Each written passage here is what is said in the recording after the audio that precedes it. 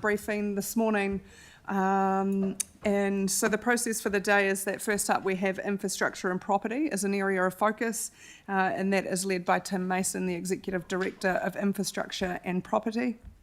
And then we will move on to strategy, engagement and capability as another area of focus, and that will be led by Kath Carter and Steve Gibling, the Executive Director of Strategy, Engagement and Capability.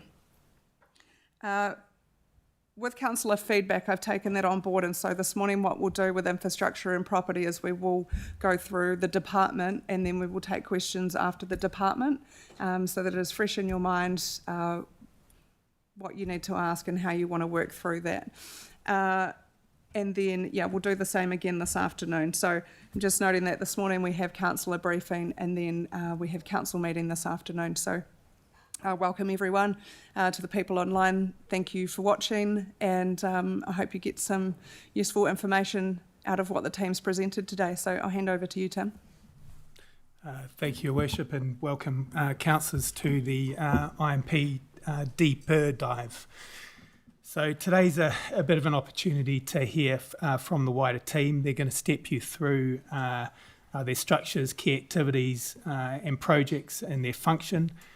No emergency management yet. They're a bit special, so we do have something planned a little bit later. I believe a date still to be confirmed.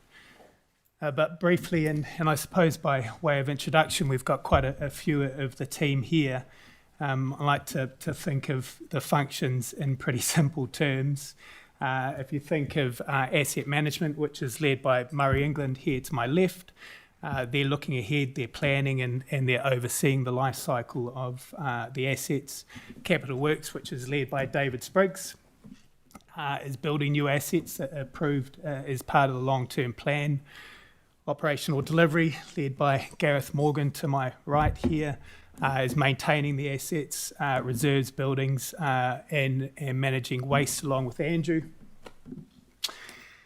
And the commercial function, which I spoke to a couple of weeks ago, is a new function. We have an army of one in Keith Beale. And the intent of that function is to make sure that we have some really sound commercial process in place, and in doing so identify cost-saving opportunities. So as you would expect, there's a lot of crossover across the functions. The teams work really closely together. So what you might see when the teams run through their functions and we get to question time, it's going to be a bit of a team approach as to how we might respond. I did want to click on Gareth. So at a really rolled up high level, that's what the IMP area looks like. I did want to touch briefly on the 107 FTE. We currently have around 5 vacancies as well. I know some of you are interested in the number of vacancies in the team. We are actively recruiting for those vacancies, but we have pumped the brakes a little bit. We want to make sure that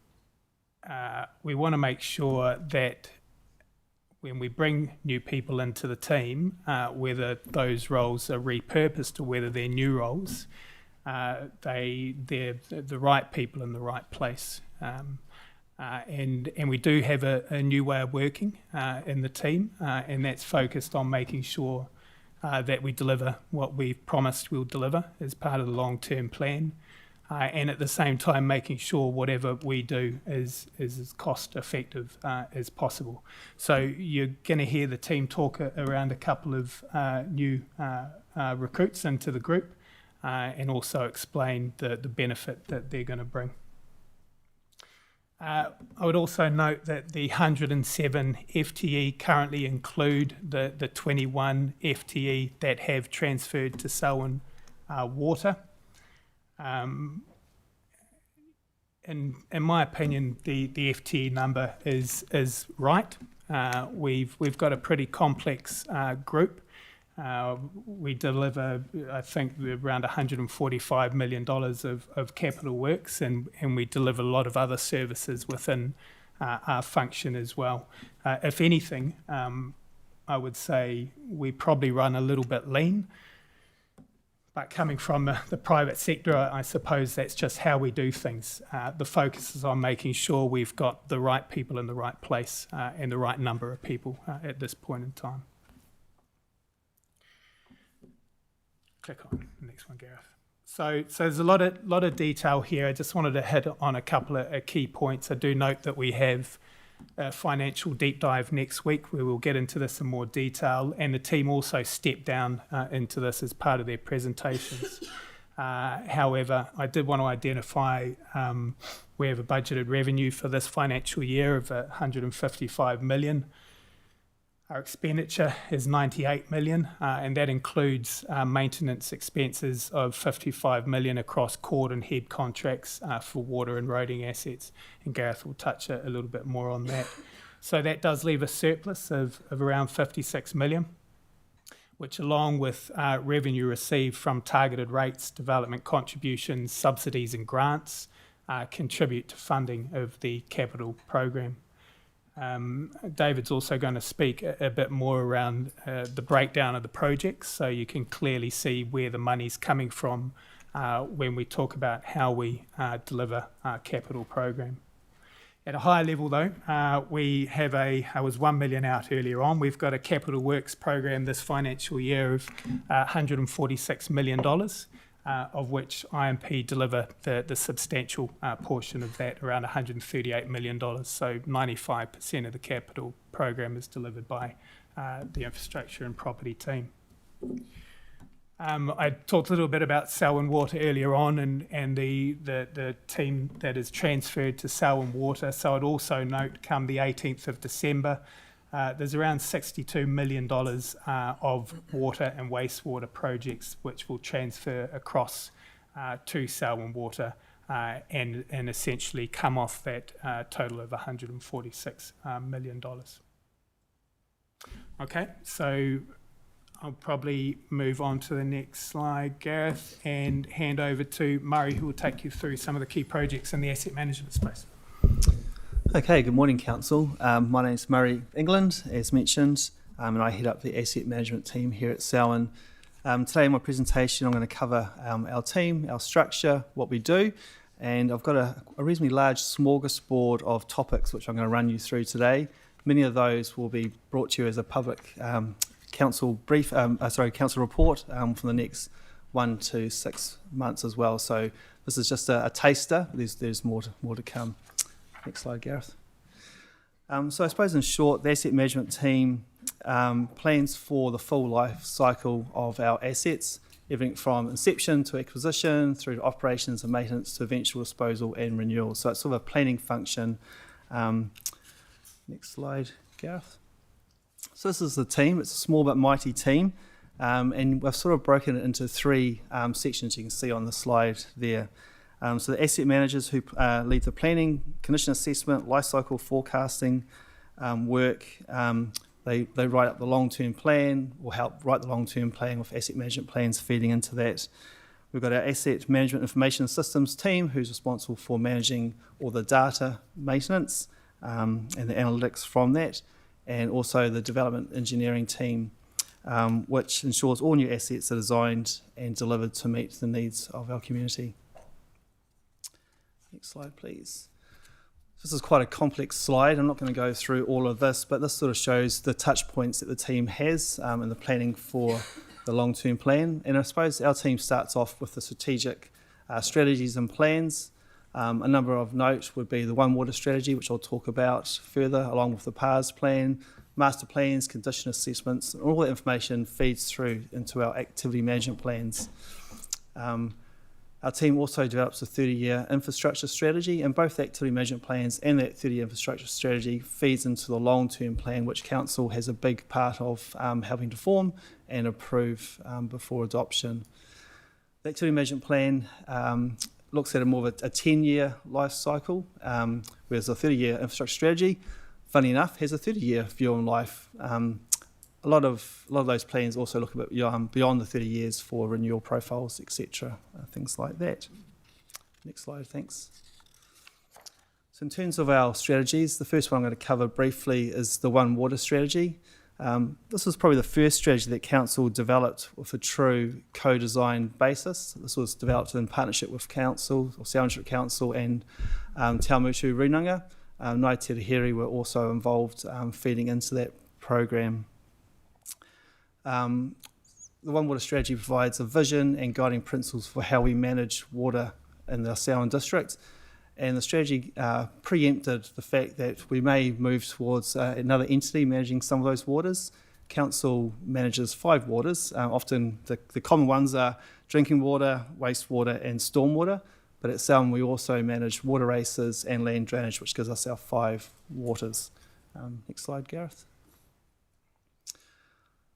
Right, so the strategy sees those 5 waters as one water, and if I bring you back to your days of hydrological sort of studies in high school, and starting at the bottom of that diagram on the left, water evaporates from Te Waihora, it precipitates into the foothills, into the mountains, runs into our streams and rivers. We have our water race networks which collects that water and distributes it across the plains for stock use and ecological purposes. The water races are inherently leaky. We lose about 90% of that water to ground, and so there's a recharging of the aquifers from that water race network. From that water race, from the groundwater source, we then take that water up in our community drinking water supplies. And we drink that, we process that, we dispose of that through our wastewater system. Our wastewater treatment plants then collect that water, treat it further, and dispose of that to land, which then makes its way back into the groundwater again. So you see these repeating cycles. That groundwater finally bubbles up into our wetlands and our land drainage network at the bottom of our district, feeds back into Te Waihora, and the cycle repeats. So that's the idea of the One Water strategy. The strategy also provides a number of goals in terms of waterways, people, land and infrastructure. So that's a quick snapshot of the One Water strategy. I say it's a small sport, there's lots to get through, and I've got way too many slides to the amount of time being allocated, so we'll hit again. Next slide. Council's just finished completing our district flood model, and this is a great piece of work which was helped with Tonkin Taylor. They produced a rain on grid computer model, taking our latest LiDAR information. So the right hand image shows that output from the model.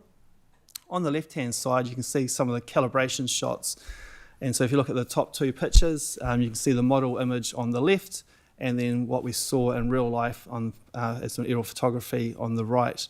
And so you can see that from historic rainfall events, we run through the model for calibration, we get quite a good alignment.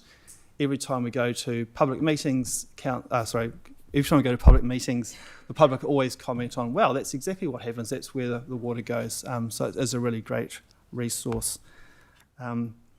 This is hosted on ECAN's website, so it's publicly available, people can see that, and it's widely used not just in the infrastructure team, but from our planning team, our building team, external stakeholders can also use this model as well. There's a district-wide model, and then we've also done specific detailed models for our townships, which include Darfield, Lincoln, Springston, Rolleston, Leeston, Dawson, Southbridge, Taitapu, Prebbleton, Kui and West Melton. And these detailed models have a finer grid reference, but also model the actual infrastructure, the pipe network within those townships. Go to the next slide. One of the key uses of the flood models is to inform our master plans. So this is an image of Springfield, and I've purposely zoomed out, but basically it allows us to model different interventions and see what the effectiveness is. And so on that image you can see, well, maybe on the top left hand side you can see some red, so that's where there's been a greater than 100 mils increase in flooding. But through that intervention there's obviously a point where it's worse, but you can see all the benefit that occurs downstream from that intervention. And this will be something that we bring to Council probably in the new year to explain all the options we have and the funding required for those interventions. We always try and balance it. There always has to be a place where flooding gets a little bit worse to make things better, but the balance is that where it's worse, it's only a little bit worse, and where it's better, it's a whole lot. So it's making those balances. Okay, next slide. So those master plans that we develop will then feed into a prioritisation program and brought back to Council to consider as part of the next long-term plan. And this is a significant process where we have to balance priorities and where we spend the money. At the moment, we're working on master plans for the townships shown on the slide. I'm not going to read those out this time around, but those are our focus areas. So the areas where there's no flooding issues, which we've seen, but also some of our larger townships as well. Next slide. Thanks, Gareth. Okay, so this is an oldie but a goodie. This diagram was done back in, I think, 2013, and it just sort of illustrates the interconnection of stormwater assets and possibly the reason why, or one of the reasons why it remains here at council, not being transferred. So on the left-hand side, you can see some red images, and I apologise for the quality of the image, but the sumps and the first leads are maintained by our roading department. So that part of the stormwater network is maintained from the roading contract, and it's also co-funded by NZTA. So there's a funding source from New Zealand Transport Agency for that. From that point on, it becomes part of the stormwater network, and that is maintained by our surface water team. You can then see the stormwater network travelling into a public reserve, where we have stormwater wetlands, basins, swales, etc. So those are funded through the stormwater activity, but they're maintained through our reserves contract. And so there's some cross connections there again. So we've got cross connections with transport and stormwater, and now on the back end of the stormwater network with stormwater and the reserves department who help maintain that work. What's even less clear on that diagram is interactions with water races and land drainage. So there's a number of water races which feed some of our wetlands and help keep water replenished in those, and often our stormwater networks discharge into our lowland land drainage network, then into Te Waihora, as I mentioned before. So there's a lot of interconnections with stormwater and the other assets that council maintains here. Next slide, Gareth. Another one of our strategies is the PARS plan, which is the Play, Active Recreation and Sports Spaces and Places plan.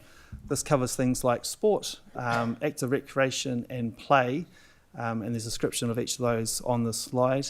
It's quite a cool little playground on the right. That's in Stonebrook, I think, here in Rolleston. Sort of a farmyard type theme, which I thought was a pretty cool picture. Next slide. Some of the insights from the plan is that supply to meet demand for the PARS spaces and places is struggling to keep up. We're a rapidly growing district here in Selwyn, and it's always a struggle to make sure we put in the right amount of infrastructure to meet the needs of our communities going forward.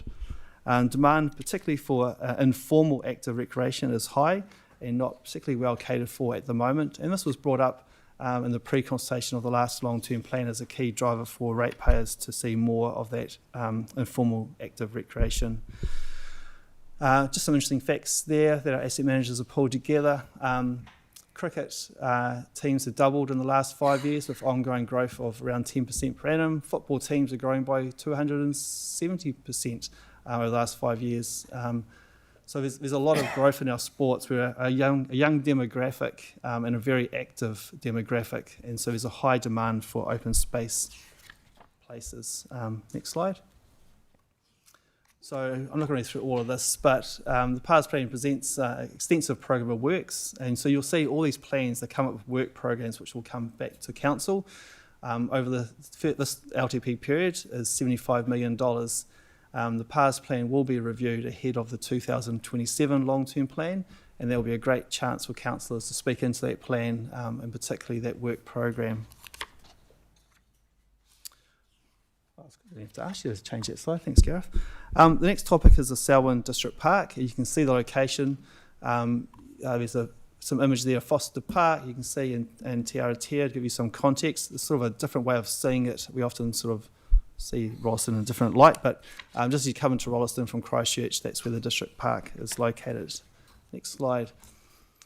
Planning is what we do here at council, and this slide provides some of the context about where this park came from in its origins. So the site was identified in the Rolleston Structure Plan way back in 2009, and it was informed by the Open Spaces Strategy in April 2015.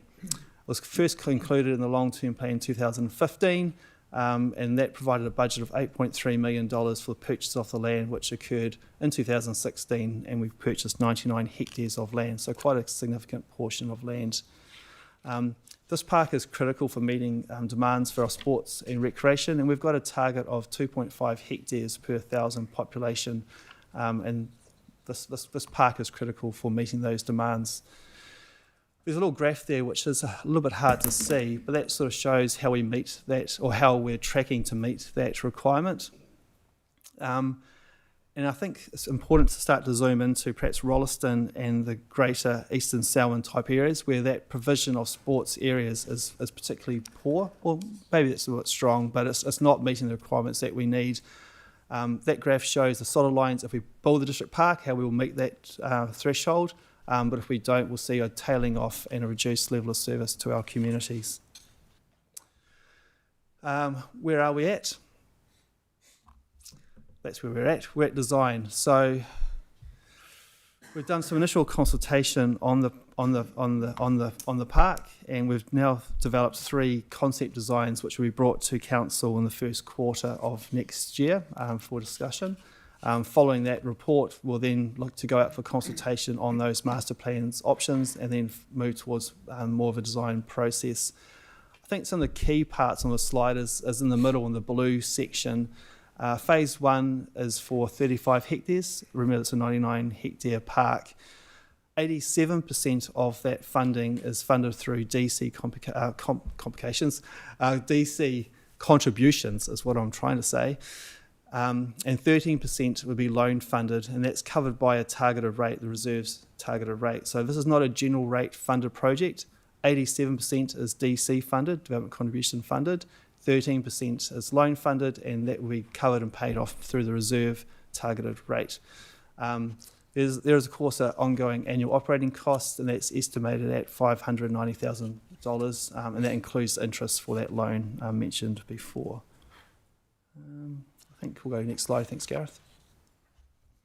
I'm now going to whip through what the transport asset funding model looks like.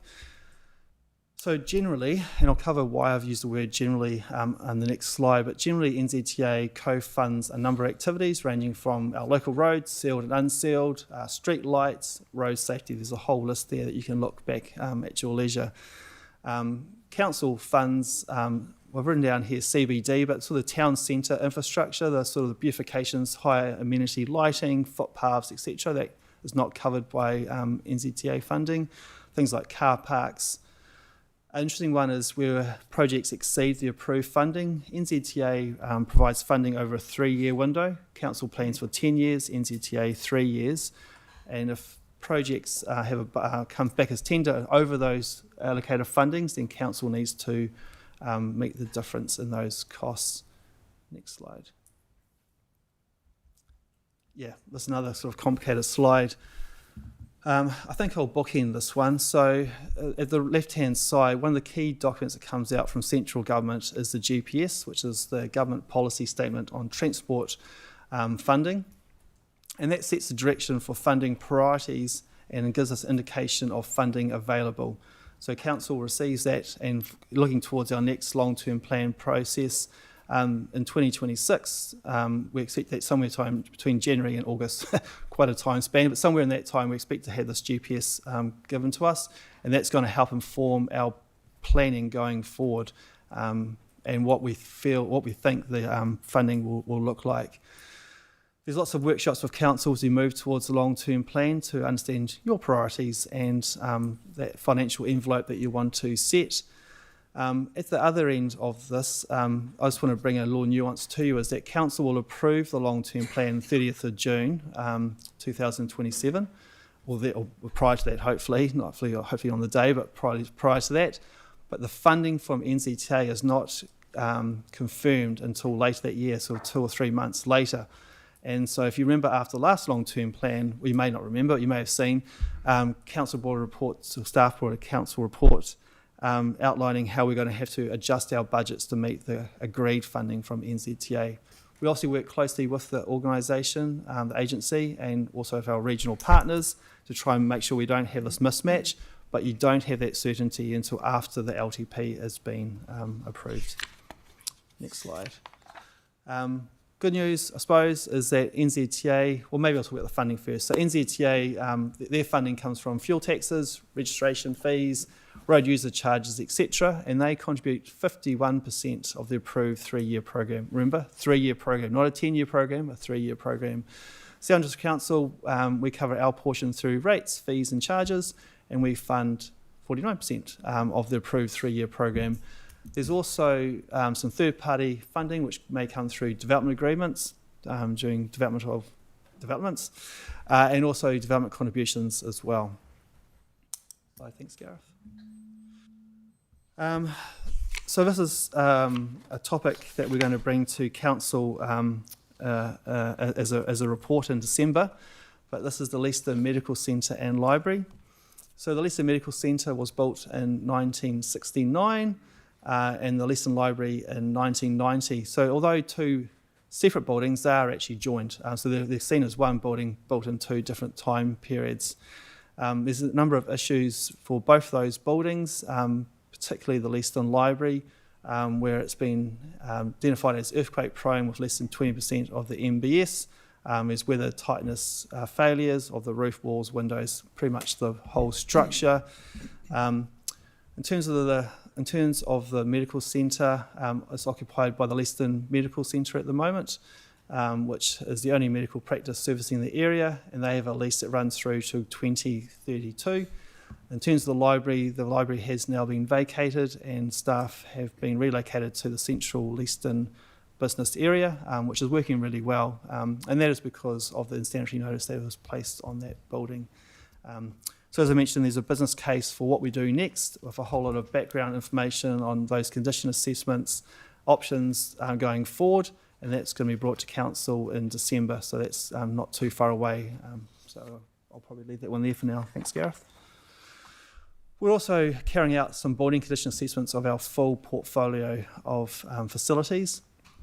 We completed the first 10 buildings in April, June, so that was last financial year, and we completed the remaining of the balance 48 buildings by the end of this calendar year. So by the end of December, they will be completed.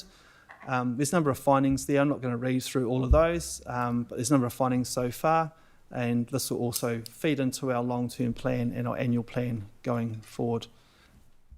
Next slide, thanks. Chlorination.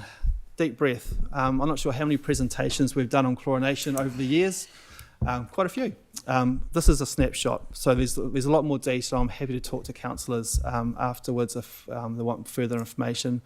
I thought it'd be interesting to provide, or helpful to provide, some overview of why and where we chlorinate. So on the slide, I've broken the reticulation or the water network into three parts. The first is source.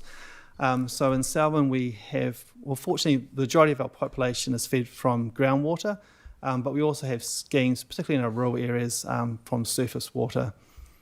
In terms of our groundwater, it ranges from relatively shallow bores and artesian bores around the Lincoln lower parts of the district. In Rolleston here, bores around about 190 metres deep, and our deepest bores are up in Darfield area at 146 thereabouts metres, a long way down. From that extraction of the source water, it then goes through our treatment processes. So all of Selwyn's treatment processes include filtration, either 2 stages or 1, followed by UV treatment. So that's our treatment process. That's ensuring the water is safe and is treated from the source water. At that point, we then inject chlorine into the system, and that's to protect the reticulation network. And I've tried to show that on the diagram by a nice little pink outline. But the chlorine is there to protect the reticulation. It's not part of the treatment per se. The treatment is filtration and UV. The chlorine is to provide that residual disinfectant in the reticulation. This is particularly important in places like in Selwyn because we're growing so fast. There's risks of asset strikes by third parties. There's lots of new connections into the reticulation. It's making sure that the water, when it leaves our treatment plant, remains safe all the way through to the customer's gate. That's the point of chlorination. Next slide. We have got a lot of history in talking about chlorination in Selwyn, and this slide provides a snapshot. I have cut it off in July 2018, but the history goes back well before then as well. In July 2018, Council and this is part of the 2018-28 long-term plan, so you can see this in the consultation documents and the long-term plan itself if you go back online and see those documents. But Council decided, I'm just going to read this briefly, based on the need to ensure the safety of community water supplies and the advice of the Director General of Health, the Council endorses the preferred option and the recommendation that we implement a risk-based approach to the protection of drinking water schemes with filtration, UV treatment and chlorine as needed be progressed. It also said that blanket chlorine of our supplies was not supported. So this was quite a change from, I suppose back in those days and earlier on, a lot of our supplies weren't chlorinated. It was a minority of supplies, particularly in the more rural areas that were chlorinated, but Rolleston, for example, was not chlorinated back in those days. Council then took a risk-based approach where staff assessed on a multi-criteria basis all our water supplies and provided a risk rating. And Council determined its appetite for risk, and those supplies that were of a higher risk were chlorinated and those below that were not. And that was the approach that was taken. In 2021, the Water Services Act came into being. And in November 2021, the government enacted legislation requiring all potable water supplies to be chlorinated, or have a residual disinfectant, I should say, by the 15th of November 2022, unless a Section 58 exemption was obtained. Interesting enough, I thought I'd better check my facts, and I jumped on Taumata Arawai's website last night, and looking at that website, let me just say, over New Zealand, there's many councils, and each of those councils has many water supplies. There's hundreds of water supplies across New Zealand. When you look at the exemption page for chlorination on Taumata website, there's only one water supply in all of New Zealand that has an exemption, which is Rakai Huts. It's the only supply. There are a number of supplies where exemptions have been declined, but there's only one that has been appointed, that's Selwyn. We were the first and only supply to have a chlorine exemption. So I suppose I'm just trying to put that in context of New Zealand and where we sit. We've got one supply that has the exemption. It hasn't been enacted. We haven't taken chlorine out, but we have one supply that in New Zealand that has received that exemption. And I suppose you can see that in the middle of the slide, 2023. It wasn't an easy process. We lodged that in July, and it wasn't until February, the following February, that we actually received that exemption. There's lots of meetings, interactions with Taumata Arawai. They brought in external experts from Australia to review things. And I suppose if we could blow our trumpet very briefly, we're really proud of that as staff. It shows the quality of our water supplies, the quality of our staff, our contractors, and how we work together, our processes and procedures, that we were able to get that across the line. But it was a lot of work. Moving through, in the last long-term plan, Council confirmed, this is the second to last one along, that we were going to continue to chlorinate and that no further exemptions would be applied for. So that's a key milestone decision that Council made at that point. And of course, now we're moving through that Selwyn Water Limited, I suppose from December this year, we'll be managing our water supplies, and any determination to remove chlorination would be in consultation with them, and particularly the board. That's probably enough for that one. Next slide. Thank you, Gareth. I was going to cover development engineering very briefly. As previously stated, the role of the development engineering team is to ensure that new assets are designed to deliver and meet council standards. So the team reviews all applications from our developing community, looking at transportation, water services, open spaces, earthworks, flood assessments, all of that sort of thing, to make sure that our infrastructure is built to the quality that we expect it to be. In terms of challenges and opportunities, there's a lot of pressure, and we'll cover this in the next couple of slides, but there's a lot of demand in Selwyn. A lot of the country has started to slow down. Selwyn has not. We seem to buck the trend continuously, and we continue to grow. We have had a restructure, a small restructure of the development engineering team recently, with appointment of a engineering and stakeholder manager to run the team, and that role was focusing on managing the team, the interactions, part of the stakeholder part with internal teams, which we interact a lot with, and particularly the development community. And so that occurred a number of months ago now. Next slide. In terms of work demand, sort of following development and growth examples, for resource consents, it's a bit hard to see, isn't it? But the green line is this current year, and so we're tracking back around 2023 levels. So in terms of resource consents, we're sort of doing okay. It's not too bad for us and our team at the moment. But there's a reason for that. If we go to the next slide, Gareth. There's been a slight change in process where we do engineering approvals up front ahead of resource consent. So instead of doing resource consent work with the planning department, we provide engineering approval up front, which gives certainty of connection of assets and function, and then that will then feed into the resource consent process. So we're sort of front-loaded this process, and you can see a huge increase in the number of applications that we're now processing as the development engineering team. A lot of that's because of the medium density, the MRZ zoning, those multi-lot developments that we're processing. Next slide. And at the end of the process, it's called Section 224C, which is basically the final sign-off or the QA documentation of as-built, etc. And you can see, again, that's starting to track up, and we expect that in the new year, and always before Christmas, there's always a Christmas rush, that line is going to diverge even further from what we are seeing there. I think that is probably us. So, yeah, I think we're heading back to the front for questions. Cool, thank you, Murray. I think what that does is gives a really broad overview of what actually is contained within the Department of Asset Management, and sometimes you don't actually, I don't think how much is involved just under that one umbrella of what you guys do. I just, part of me wondered whether we can get the One Water and the PARS plan loaded into the induction folder in our resource centre for people so that there's a reference point for those plans. Just to give an understanding or the backstory into what is there. And I just note with the district plan, it's my district park, it is my understanding that that will come back to a briefing to us in December as well for what are the options look like for us before anything goes out for consultation, so we can do more of a dive into what does that look like, and the same with Leaston Library and Whateroa at the same time, because those are hand in glove together options. So those items will come back to a briefing for us to look at the plans and what is the detail involved in those. But apart from that, yeah, we can do questions. So Elizabeth. Thank you, Murray. That was like going to the races and listening to the commentator. That was so fast. I had to take photos because my pen couldn't keep up. But thank you. That was a lot of really good information, so I appreciate all the input. I've got quite a few questions, so I'm going to go one at a time because it's just going to be too difficult otherwise.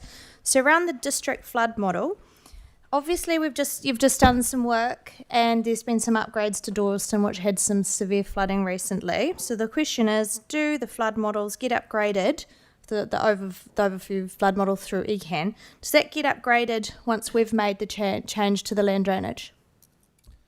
Yep, 100% it does. Correct. So every time we have new developments put in there, we catch up in bulk. We don't do it every single time we get a development coming through, but when development happens, we update the model and also those key infrastructure like the Leaston bypass. Once that's completed, that will be updated in the model as well.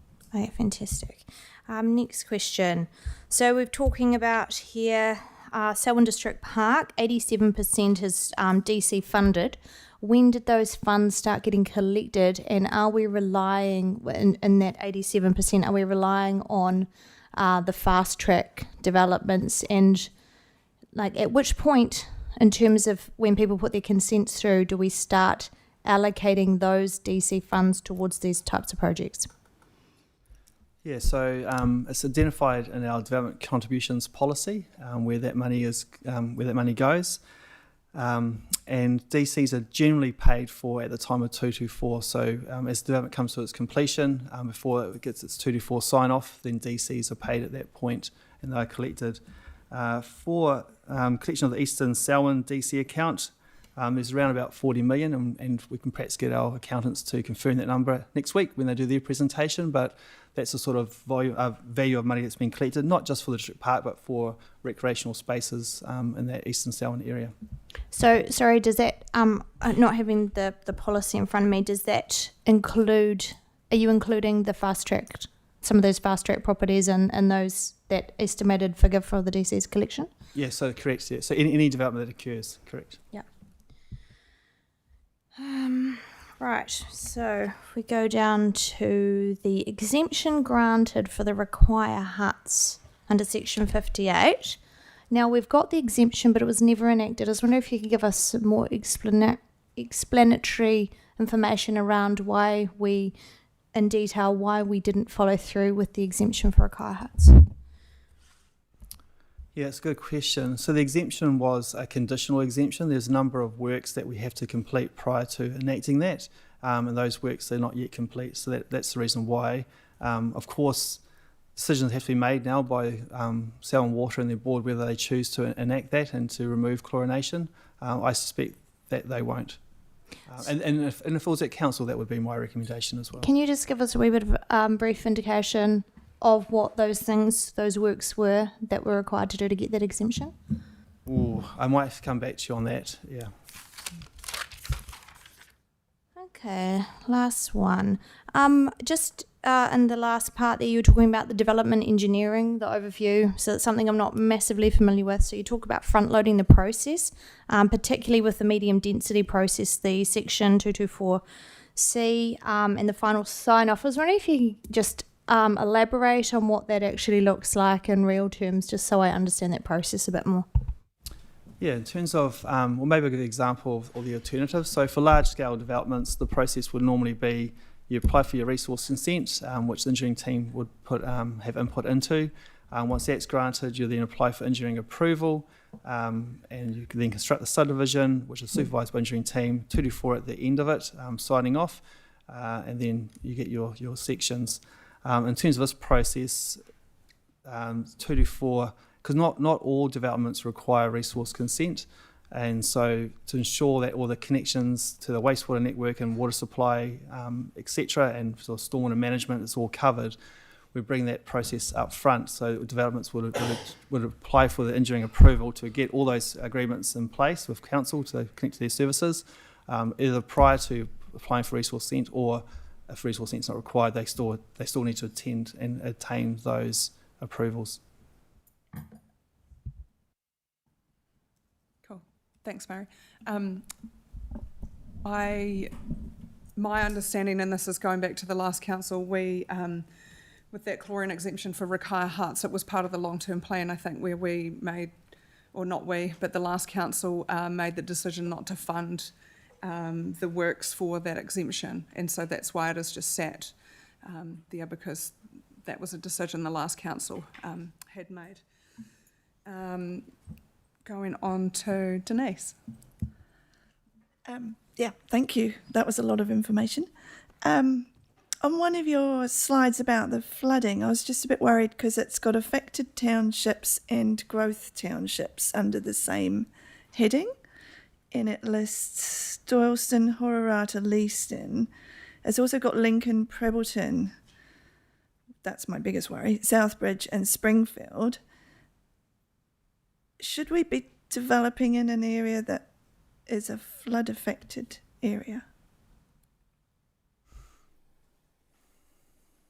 It's interesting, isn't it? I might generalise this, but in New Zealand we do seem to build in some really dumb places. Yeah. So no, of course we shouldn't. Okay. So, the purpose of the model, just to elaborate on that flippant comment, is just to help us to plan for those developments and making sure that we can, if we can, mitigate against those flood-prone areas. Correct. Okay. Interesting. For the park, we purchased land so they started planning that park in 2016 and then purchased land in 2016, 2017 for 8.3 million. And we've got reduced levels of service to communities. I'm trying to work to the question here. In the meantime, Kakapa Park, how did that come about? And what happened in the meantime to the Prebleton Community Centre and the land and building for Prebleton Community? Yes, I think there's possibly two questions here, and one we may come back to with our asset manager for open spaces. Yeah. I suppose, as a district, we do have quite a lot of open spaces. We particularly look at some of the rural townships, which have allocated that really well.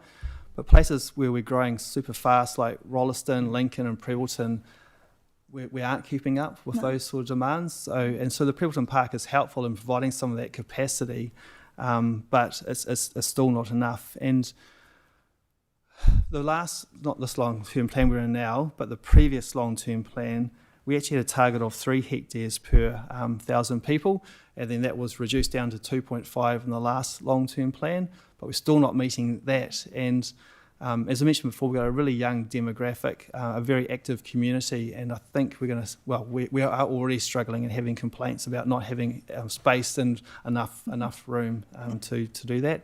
So that's the whole park side of things. In terms of the Prebbleton Community Centre, I might have to defer that and come back to you, sorry. Okay. And I don't know if you can answer, I'm sorry to put you on the spot.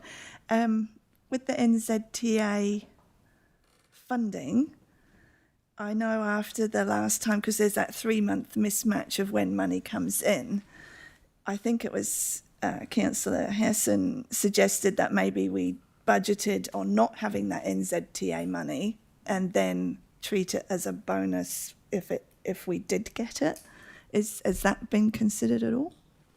Yeah, it's a possibility, and I suppose it's direction we'll seek from council going forward is how you'd like us to budget for those works going forward.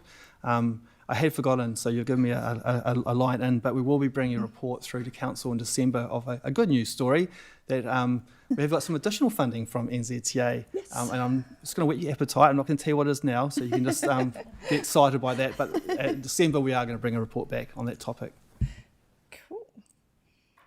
And my last one, I think, is around chlorination. I don't know if this is a question or just a statement, but it worries me that chlorination was always put forward as a temporary solution, and that's what I hear from the community repeatedly. But obviously it became permanent, and I think there's a lot of distrust around that situation, because now chlorine is permanent everywhere and we've got one exemption. Do we know what the cost of that one exemption was that we didn't use? No, I have to tell you, I have to look into what the final value is. A lot of it was staff time and preparing reports and it will take a lot of documentation. So time. it's probably that. Yeah, it's a staff time type cost rather than a consultant cost or et cetera. You know, and things change, and it all depends on the council of the day, and that's the Royal Council. It's council and it's also staff. Yeah. So there was a decision, and it wasn't on that slide, but at one point to delegate authority to the I think it was the infrastructure and property lead at that stage, or head of, that they could chlorinate, but it was on a semi-permanent basis. So it wasn't like a permanent with the idea that exemptions would be achieved. So it wasn't a forever decision. It was you can chlorinate should you need to, but it's not forever. But that subsequently got turned over at other council meetings, and we mentioned that the last long-term plan that no further exemptions would be sought, which means that no further chlorine can be removed. So it's probably fair to say chlorine is here forever. Yep. Okay. Just want to flip into that. Tomato RFI is the water regulator and the legislation that's laid down. So it's the guidelines and the legislative guidelines that council's been given to work to.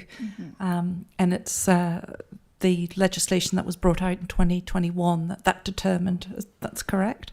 Yeah, it is. So it's the Water Services Act 2021. Section 58 is of particular relevance, and it says the Chief Executive, that's Taumata Arawai's Chief Executive, not ours, may exempt a drinking water supplier or class of drinking water supplier from the requirement to use residual disinfectant in a supply that includes reticulation or any part of that supply that includes reticulation. But that exemption comes from Taumata Arawai, and so council can apply for those exemptions, but it can't approve them per se. Yeah, it's Taumata Arawai that approves them. Okay. Yeah. Thank you. Apologies for putting you on the spot. That's okay, thanks. That's all good. We might keep moving along if that's okay. In the essence of time, noting that you still have 3 departments to get through. So next up there is Sarah. I'll try and make it quick. Thank you very much, Murray. Super interesting. Very quickly, on the flood mapping, is there any account for cross-council impact on those flooding areas at all with Christchurch City, for example, Hallsville development? Yeah, so it's a very good question. So the flood model does extend across the Christchurch boundary to make sure we get all those incoming flows. But there's definitely some interconnections, particularly in the Hallsville catchment, where you've got a lot of Christchurch discharging to the Halls River, which then flows down through Taitapa then to Te Waihoara. So there's lots of interconnections. Yeah. Correct, yeah. So in terms of, I guess, integration with Christchurch City, you sort of can anticipate, the development that's happening there to account for that in our mapping? Sorry. Yeah, as best we can. So we do have boundary conditions in the model where we have inflows from those greater catchments. So that is taken into account. Yep. Great, thank you. Where does the 2.5 hectare per thousand or 3 per thousand in the green spaces, those targets, where are they based? Good question. Yeah, so as a council, we document that in our long-term plan. So as I mentioned, the previous long-term plan, 2028, had a target of 3. Our current long-term plan has a target of 2.5. They come from the New Zealand Recreation Association, which publishes a guidance document. And across councils in New Zealand, that provision ranges from 1.5 to 3. So it gives you that sort of range. But as I mentioned, we are young demographic, highly active, and so we should be aiming for that higher amount. But this will be a decision for council to make in terms of the next long-term plan about what that level of service provision should be. Yeah, so I guess as a council, best practice for us is to aim for that 3 and try and make that happen. Yep. Yeah, cool. In terms of NZTA funding, where does sort of advocacy and, where do we have the opportunity to put our case forward to NZTA for that funding pitch, if you like? So in terms of councillors, Yeah. so I think Sharon, you might be able to help with this, but I think we're having Wakatahi coming to present to council. Yeah, we've got James Cahill coming in the next couple of weeks, and there'll be a ongoing, and we also have the Regional Transport Committee as well. So there's lots of different forums where councillors can feed in the direction of travel. Great, thank you. Thank you. Cool. Thanks, Sarah. Aaron. Thanks very much for the presentation. Most of the questions being asked. Just one, you mentioned a lot of engineering consents being done now were related to the medium density rezoning. Should we be bracing ourselves for a wave of 3-story developments across our townships? Yeah, it's probably a good question for Emma from our planning team sitting behind you. There does seem to be a shift towards that typography in terms of how people are developing, gone from the days of sort of large lot sections in Rolleston to this more intensification. So yes, I think you should, maybe not 3 stories, but certainly more dense. Thank you. Cool, thank you. I just note for those that have had to take photos, because we're rushing through the slides are loaded into Diligent under the induction folder so that you can see them on screen in front of you, and they're saved there for future reference for you as well. So hand back over to Tim. Yeah, thanks, Lydia. So a lot of information. We're really happy to sit down with you and go into any of that in more detail at your leisure. If you just get in touch with me, I can set that up. So asset management, super interesting. Murray was 30 minutes over time. Unfortunately, the other functions are just as interesting. So I'll pass over to you, Gareth, and see how you go. Thank you. I'll try not to be 30 minutes over time. Okay, good morning, Council. Thought you'd asking a question of me. Good morning, Council. As per the introduction in the beginning, I'm Gareth Morgan. I head up the operational delivery team. Also in the room, I have the operational activity leaders as well to support any questions that may come. And we've got Steve Guy, who leads transportation, Kieran Wall, who leads reserves, Carolyn Wilkinson, who leads facilities, Andrew Boyd, whom some of you may already know, has been around a while, leads resource recovery and waste, and Krishan Ambelwati, who leads surface waters. He's new to council. Operational delivery, what do we do? You just heard from Murray. Murray plans, we deliver. We're the doers. Yeah. So we manage the day-to-day activities and operations out there.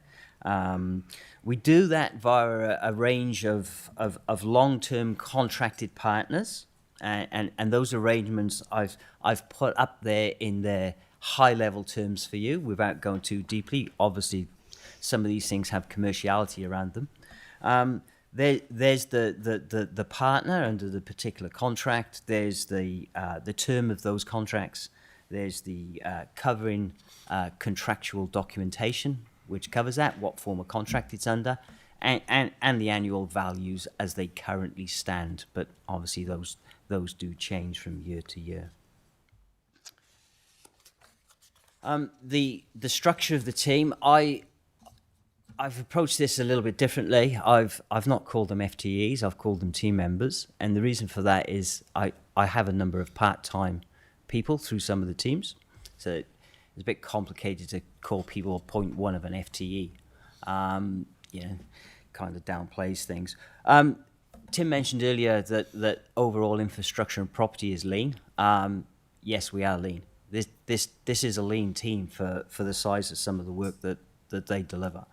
The reason we do operate a lean team, particularly in operational delivery, is we don't attempt to mirror or to duplicate what the contractors have. Many local authorities have larger teams and smaller contract values, but they tend to duplicate roles in the delivery aspects. We complement the partnering contractors and what they deliver, and our team is purely focused on the technical and insurance components of the delivery, and as well as obviously that community interface with our district. So as mentioned, I think this pack is all this is in the pack, and there's all the roles in the various teams. One of the questions I frequently get asked is, how do we measure contractor performance? How do we make sure we get compliance of what they say they're going to do?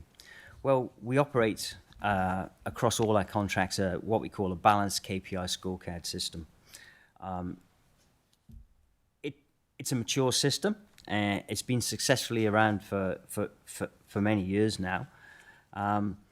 Because, and why we use a balanced scorecard is in most situations we have 10-year contracts, or likely to have 10-year contracts. That's the tendency going forward. Our focus is purely on ensuring on the long term and sustainable and successful relationships in those contracts. We don't focus a KPI system on one single failure, but more importantly on the overall long-term health to make things sustainable over a long period of time. We've structured the KPI system that can apply to all contracts fairly and consistently, and across all our contracts the KPIs balance out so that we can, if we need to, benchmark the delivery performance of those contracts. It's the activity behind it changes. How can we compare roading with collecting bins? How can we compare mowing grass? The KPI system caters for that, if need be. Now, what does that KPI system then deliver? It has a reporting tool. It outputs two forms of report. Obviously, for the contract managers, there's a full commercial deep dive version across every single KPI. And then there's a short version, which is public. These are consistent across, the only exclusion being street lighting, the street lighting contract, because that's purely and simply a reactive day works contract. There's a light out, come fix it. It's a very small contract, not like the other ones that we deliver. All the outputs in this report and all the outputs from the KPIs are founded firmly in data. We don't assess any of the delivery components off any emotional conversation or anything like that. There's no debates. It's everything points back to data. What the data says is what you get. As I said, we can produce a summarised public-facing report that's automatically produced out of the system, which doesn't expose any of the commercial contractual commercials, which when you're dealing with KPIs can always be a challenge. I'm going to take a sort of a deeper dive, but not too deep, into some of the focus areas that we got. And we'll start with road maintenance. First of all, in road maintenance and the roading network itself, the team and Steve's team are heavily engaged with many stakeholders, both internal and external. One of the key focuses for us going forward has been trying to deconflict clashes where many people dig up the road at the same time. Pure and simple. We don't want it to happen. I'm sure the travelling public don't want it to happen. So we are working hard in that space to try and Steve's been pulling lots of people together, getting forward work programs, using the National Forward Works Viewer program as well, to try and get everybody on the same page. Some of the other things that we've done in that space, we're exploring lots of innovations and trying to do things differently. We're trying to change the game. You may have seen a story recently in Rolleston where we've put some, for want of a better word, holding tanks in the berm to help with surface flooding, called storm bricks. We're trialling micro-surfacing rejuvenation rubber road surfaces around the place. We are doing some road rehabs where we put plastic grid so we don't have to excavate deeper to bind and hold the roads together. Always looking for an opportunity to innovate and bring some extra value to it. And then on the communication side, we are working with our comms team and trying to bring our transportation page on the website more user-friendly and more targeted, better information for the community. In terms of the roads, elephant in the room, there's a perception our roads are not great. I get that.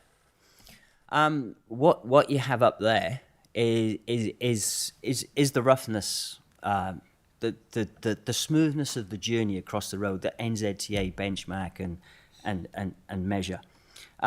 Selwyn has smoother sealed roads when compared to most of New Zealand.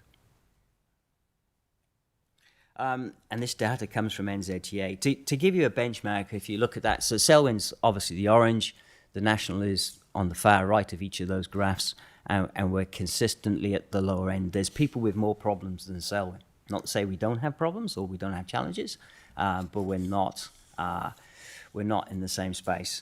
To give you some context, if we were to put those numbers on the side of what's called the NASRA scale, a newly constructed road on the NASRA scale would be around 60, so just above that 50 tick there.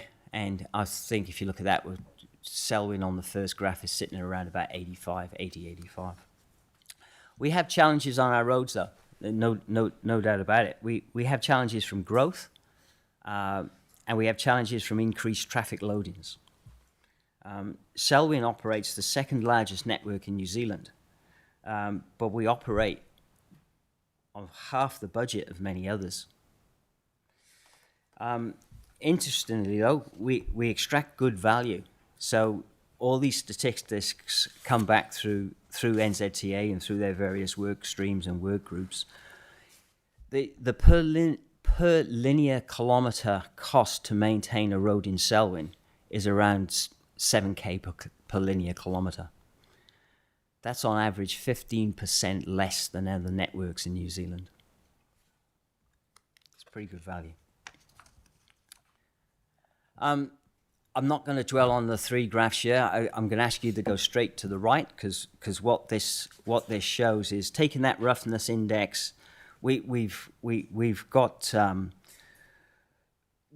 challenges in the surface condition of our roads. This slide explains that, and although our sealed roads are smoother than our peers, the road surface is trending downwards as our roads age and as our roads cater for the growth and increased traffic. I guess you could say we have been sweating the asset a wee bit. Moving into what we call our roading network operations. So this is anything where any people are doing work on our network. There's a couple of key points to remember on our road network. Many of us will travel around the district. We'll experience these. There's a current shift in the traffic management sector right now. New Zealand is moving away from what used to be called COPTM, Code of Practice for Traffic Management, to New Zealand Guidelines for Traffic Management. This shifts the dial away from placing cones and signs simply defined by a drawing, a generic drawing, the same everywhere you go, and shifts the risk onto the contractors, a risk-based approach. You put in temporary traffic management to suit the risk situation. What does that mean for us as a council? The natural behaviour for anyone managing risk is to eliminate the risk. The simplest way for a contractor to eliminate the risk is to close the road. That's the challenge that we face. We don't want to see roads closed. We have a network to keep flowing. And Steve and the team are working hard with a lot of the contractors to make sure that we balance those things and that we keep traffic flows moving. One of the frustrations we have, though, is when we see roads closed too soon and for too long, or we see roads used as a car park for the contractor's workforce or for plant and resources. What we are exploring in this space, and I guess Murray used the term earlier about whet your appetite with something, we are actively looking at what they do in the UK and Europe. It's not done elsewhere in New Zealand. And it's a model whereby the contractors they don't just close the road, they lease the lane. And that's not as a revenue gathering exercise, that is as an incentivization exercise to lease the lane when you need it, get in, do what you need to do, get out. We are exploring that. If we are successful in that, it will be a big step forward in managing our roads. So hopefully more to come on that in a paper back to council. It'll be some time away, but it should be within the next six to 9 months, definitely. The other challenge we've got on our networks is that 90% of the work that you see on our network is not from SDC roading work. It's third parties. It's other people doing work in our road. It's builders, it's utility connections, it's all sorts. We are in, and that's a challenge to keep on top of. Naturally, council will. That road is rubbish. That trench is rubbish. We didn't do it. Somebody else done it. So we are engaging a new role. Steve's reshaped the role, and we're engaging a third-party works sort of auditor that's going to get out there and trying to get around the district and to measure these things during the defects liability period so that we don't see things like failed service trenches. Moving away from the physical roads and how we use the roads, another large area for us is road safety and schools road safety. In the district, we've experienced several situations where drivers simply didn't stop, along with other road safety situations. The role we play in that is trying to change up things in terms of education, and we focused a lot of that in education and some of infrastructure changes in the rural sector. Education work extends beyond that into the schools program, and Sam Sharland works with the schools in terms of planning their school routes, and also with the iBike program that goes into schools that the council funds. Why have we focused on the rural sector? That's why. This is it in one graph. 26% of our network experience 65% of the serious crashes. So yes, we have crashes in our townships, and we're probably more visible to us, or they're more visible across the local Facebook page with the community groups and all the sorts, but it's not where the real problem is.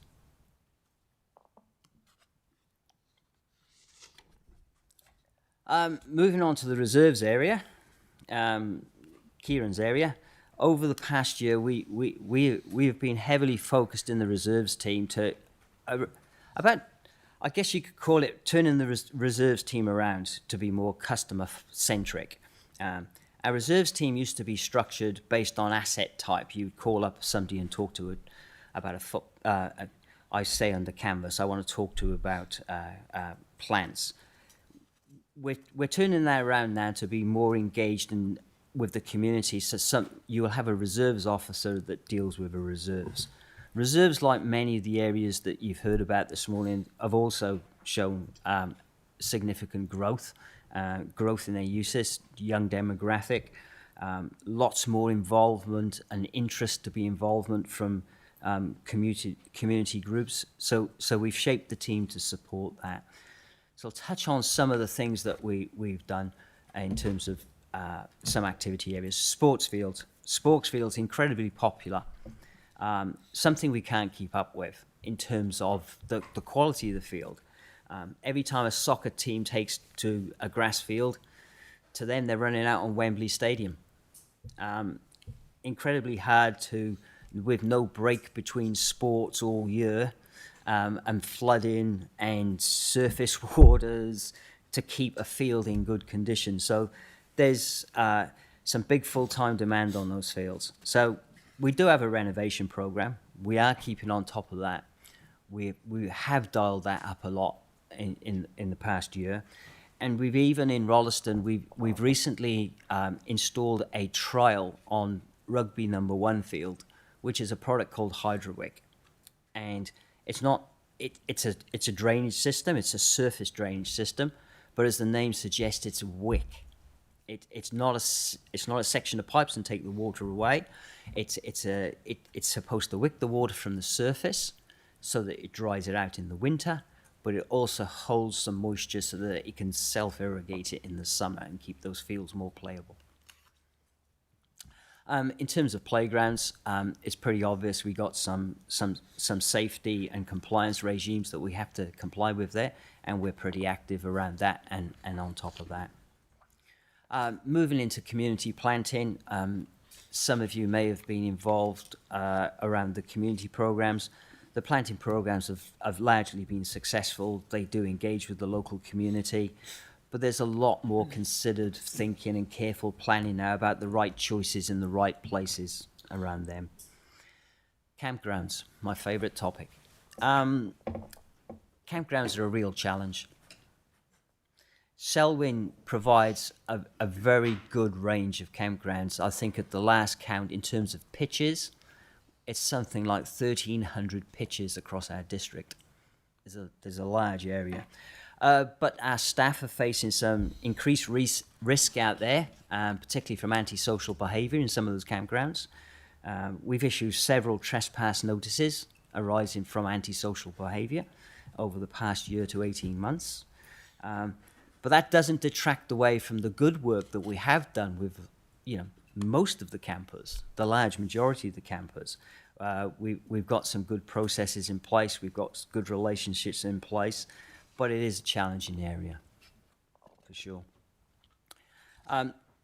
Cemeteries falls under reserves, so not only a playground, but it's also your resting ground.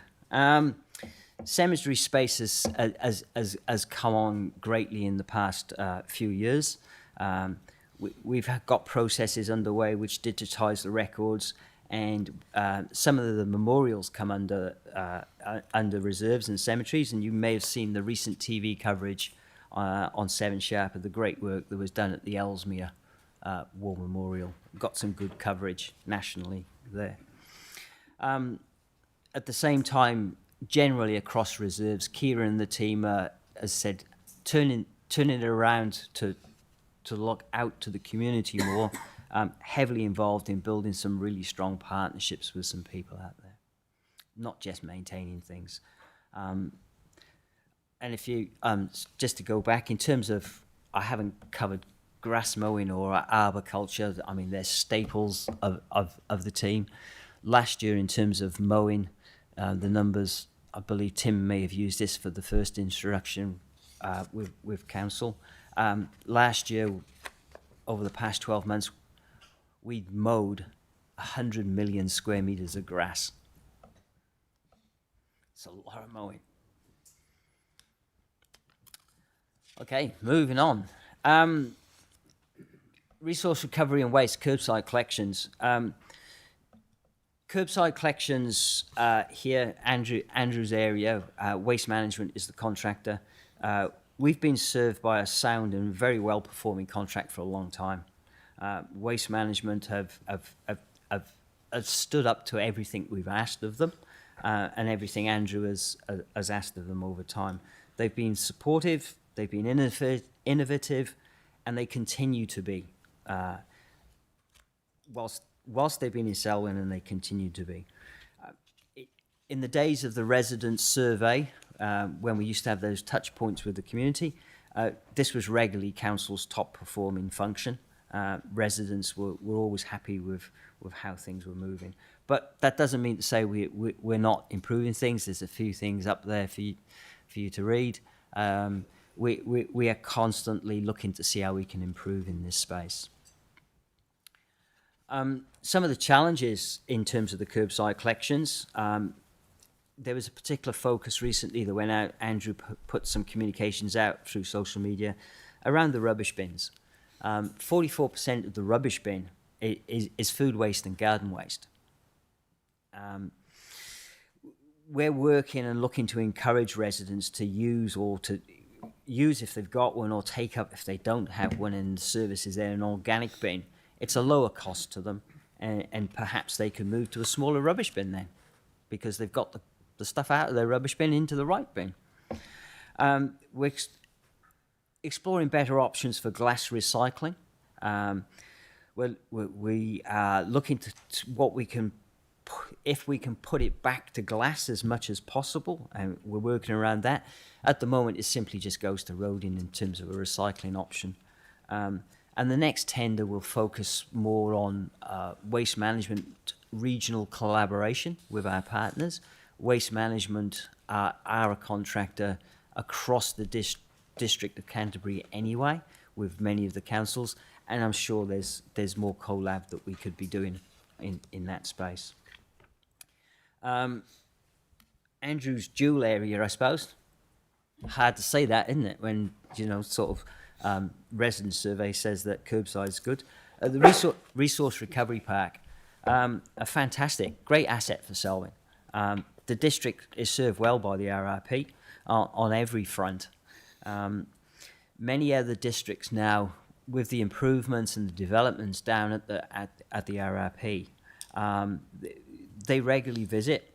They're regularly looking at that at our RRP as a best practice model, and they're looking to see how they can adopt and learn off that. So Andrew's always hosting people and taking them through. Moving on, facilities management, facilities. Our journey to FM, we used to have we've moved from as this district has grown up very rapidly in the past few years, and our asset base has grown in terms of facilities.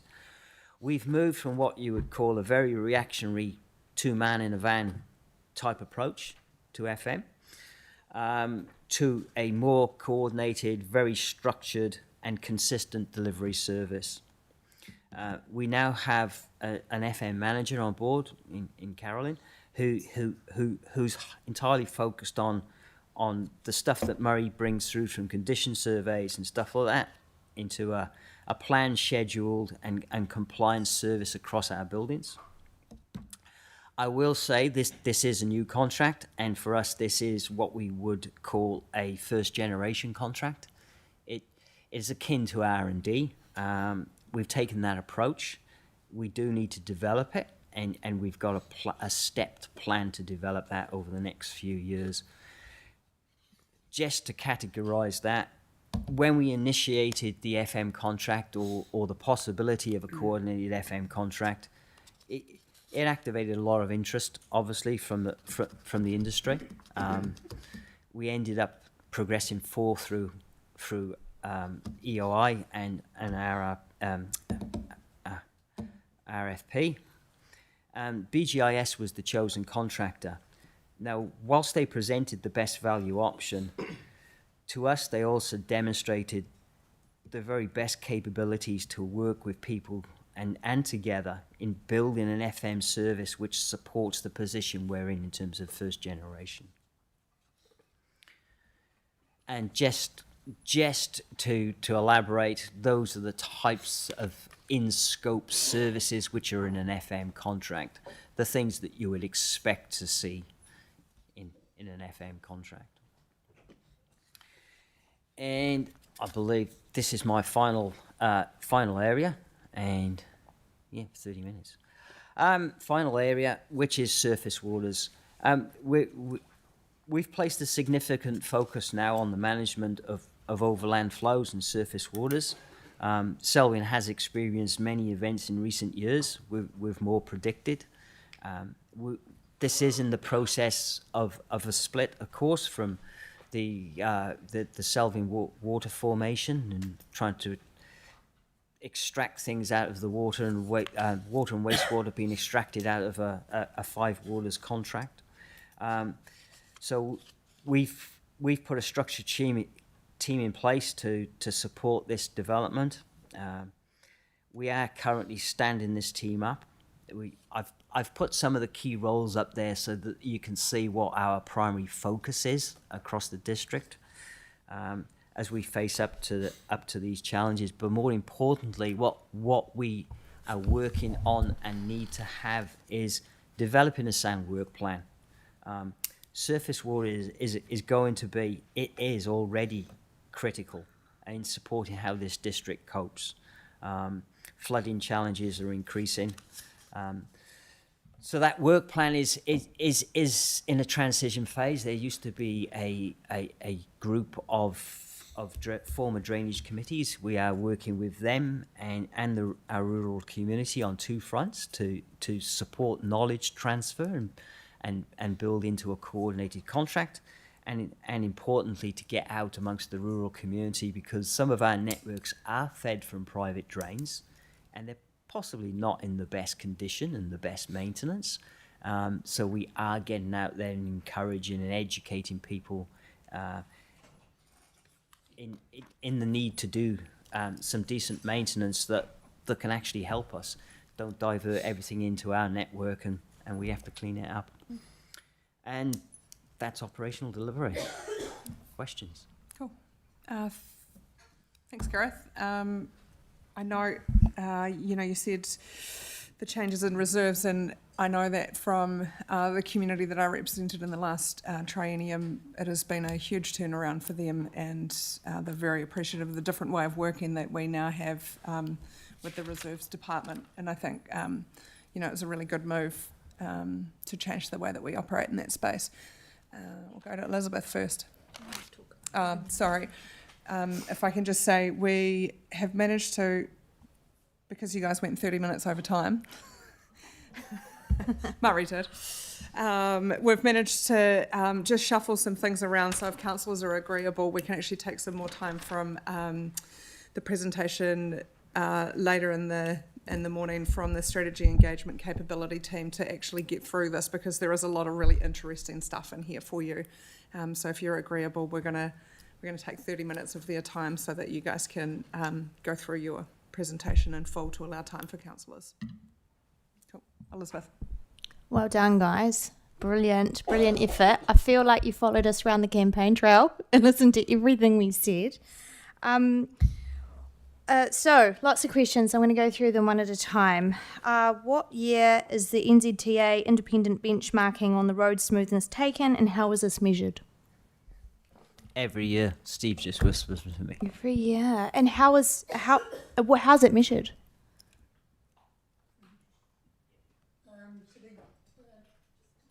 Steve, you'll need to use your microphone. Just speak into that, Steve. Thank you. So NZTA drive a truck around all the road networks in New Zealand and deliver it that way. And then they deliver the information through to the asset team. The asset team deliver the information through to the roading team, and then we use that information to target where we're going to go and work. So they do a bumping test? No, they drive a truck that has lasers and a whole lot of measuring device. Great. Okay, second question. Do we have more heavy vehicles on our roads than other districts? And is this something that's measured? I'm sure it will be measured. We don't get it within the maintenance team, but a lot of that data will come through to the asset team on an annual basis in terms of trends. By the way, whilst there's a pause in that, can I it'd be impolite for me not to introduce, this is Steve Guy, who's our Transportation Delivery Manager. Thinking back on that one, our asset team do vehicle traffic counts on an annual basis. So if they look at that, they will be able to come back and answer those questions. Brilliant. Right. What improved land drainage and roadside drainage improvement would improve? Maybe I haven't written that right. It might have done in a question too quickly. So land drainage, we often have a lot of issues with pooling on the side of the road. If we improved the roadside drainage, would that improve many of our rural road services? 100%. And is that something we are focused on at this point in time? 100%. The two biggest improvements you can make to roading is get water off the road and drain it away. Yeah. Okay. What's the post-project for the roadworks inspection process? And what quality control measures do we use to ensure quality work from our roading contractors presently? Our roading contractor has a very comprehensive set of contract specifications and standards to adhere to. We have contract inspectors out there monitoring that, and then we do a sample selection. The New Zealand standard is 10%, I believe. 10% selection where we will look at it very, very closely, and that's what we form and measure our KPIs off of. And also, at the end of a year, we then go and review the previous year's work. And if any of it's failed, it gets done as rework at the contractor's cost. Okay. Sports fields. When did the council take over sports fields maintenance from the sport club's volunteers?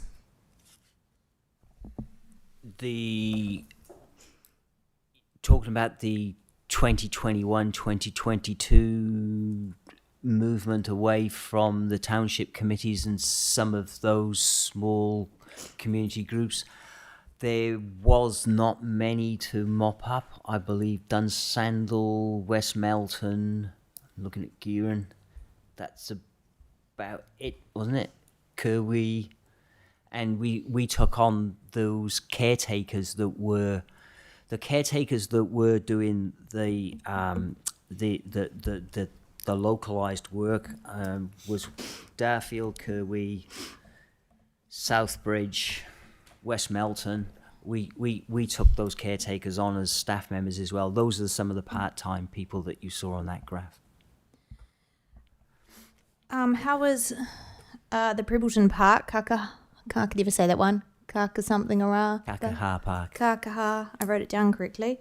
Holding up with the drainage after heavy rain. I believe they did do a lot of work. The Capital Works team, that when they built Kakaha Park, they did go back and do some significant drainage improvements. We haven't had any major problems of late. I believe it seems to have worked. I'm actually looking at Krishan because I think he might have been involved in this. Not quite yet, no. But some improvements, Councillor, have been, and it's holding up so far, yeah. Reserves, planting. Do we have an actual dual policy with ECAN, which is on planting right place and the right type of plant that guides all the planting groups going forward? No. Will we be looking at doing this? Or is that on the plan to do something? Anything could be put on a plan. My understanding is, Gareth, that that has been worked through with Environment Canterbury, and there is, through the Biodiversity Champions Group, that they are looking at a district-wide planting plan. Andy's looking at it, is he? Yeah. Yep. Fantastic. Right. The collaborative heritage presentation, is there a guide on how communities can work with the council on this? I'll put him in touch with Kieran. Yep. Oh. Yeah, best thing I can do is, it's more than happy. even a meeting with a community member yesterday, connect them up with our reserves team. We're more than happy to be out there. Brilliant. Trying to read this writing. Moved 100 million square meters of grass. Mowed 100 million square meters of grass. Is correct? Yeah. Yeah. Is there opportunities for grazing by sheep in some of these locations? E.g., what about the old, I think it's an old gravel pit between Leaston and Southbridge. It looks like that's probably one of your areas for mowing, and I don't believe it's utilised by the community, and it's fully fenced. Let me put that in context. The 100 million it's a huge number. The area we mow is around 4 million square meters of grass, but we mow it 25 times a year at least. So we've mown, we'll put an N on the end, we've mown 100 million square meters of grass. Is there opportunities to do things differently with grass? Yes, of course, but that'll involve a level of service change, and that'll be something for council to debate. Sure, you don't have to look far and to look to other countries that we might take a lead from. That green spaces are not mown as much as we possibly mow them in New Zealand. The UK, for instance, there's now a lot more of wildflowers in the middle of town centres and just mown strips for people to use. But those are level of service changes. Lovely thinking, Gareth. Great. Thanks. I Green listened. green waste, e.g. tree branches drop-offs, is that something that's a growing trend that we're able to assist with for communities? Because we're wanting to keep... I think what we're hearing from the communities is we want, not rather than just saying get a green bin, people are saying, tell us more about Bokashi bins. What can council do to try and encourage composting, Bokashi, and tree branches, for example, being delivered elsewhere? What can we do across the district in terms of the space? Well, I'm probably looking over my shoulder right now. If Andrew sat behind me, this is his area. And don't forget, we do have the RRP. And as a user recently for the very things that you talked about, fantastic service. Hello, nice to meet you all.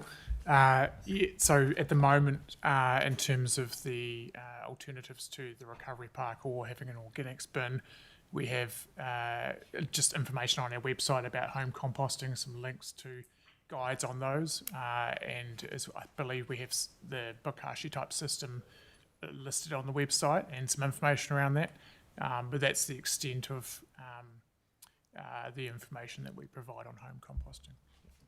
Okay. Great, thank you. So this might be for you as well, Andrew. There's been some complaints, primarily on Facebook, by the community on the unjustified weighing costs on their delivery down to the resource recovery park. So people are a little bit wary of utilising that now. Have you noted this to be a problem? And how is it occurring? Is there something we can do about that? Yeah, I did see a few weeks back there were some comments on some Facebook posts around what was perceived to be discrepancies in weights. The weighbridge at the transfer station, or the weighbridges at the transfer station, are calibrated annually. That's actually not even a requirement under the Weights and Measures Act, I found out recently, but we still do that annually. They work within 20 kilogram increments, because you've got a car at sort of say 1.5 tonne. Your granularity of weight measurement can only really get down to about 20 kilos when you're talking in that sort of weight. Occasionally there can be situations where, for instance, a vehicle behind has crept onto the weighbridge a bit early. If that was to happen on the outgoing weighbridge, then the weight would be lower. But if it happens on the ingoing weighbridge, then the initial weight of the vehicle looks heavier than what it actually was. It's pretty rare. It's pretty unusual to get those situations. One of the residents that had made that post on Facebook had contacted us, and we did a very thorough look through the system. So we reviewed the camera footage. We contacted our software and weighbridge provider they got their tech guys to do a dive in behind the scenes and look, because sometimes they might be able to spot any sort of anomalies, and nothing could be found to cause that. So, we're pretty confident in the system. Yeah. Oh, well done. Thank you for that. Elizabeth, how many? I'm just wondering how many. One more. So coming back to the surface water, will the drainage committee still have a place to play? 100%, and we're talking to them. Fantastic. Thank you. Lovely. Samuel. Thank you. Great presentation. Many questions have been answered, so that's good.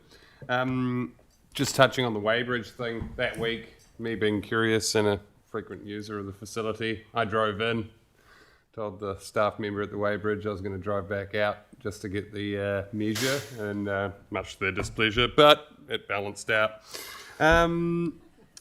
Resealing trial on Whedon's Ross Road. This is more of a statement. Don't think it worked. The defects liability period, I think you mentioned a year. 24. 12 months.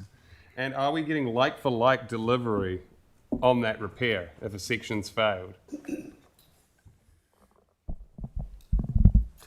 So the challenge on Whedon's Ross Road, with the intensification of iPort and all the vehicles that could be travelling up and down those roads, one of the challenges on there was the road was seeing a lot of the black flushing you see on the top.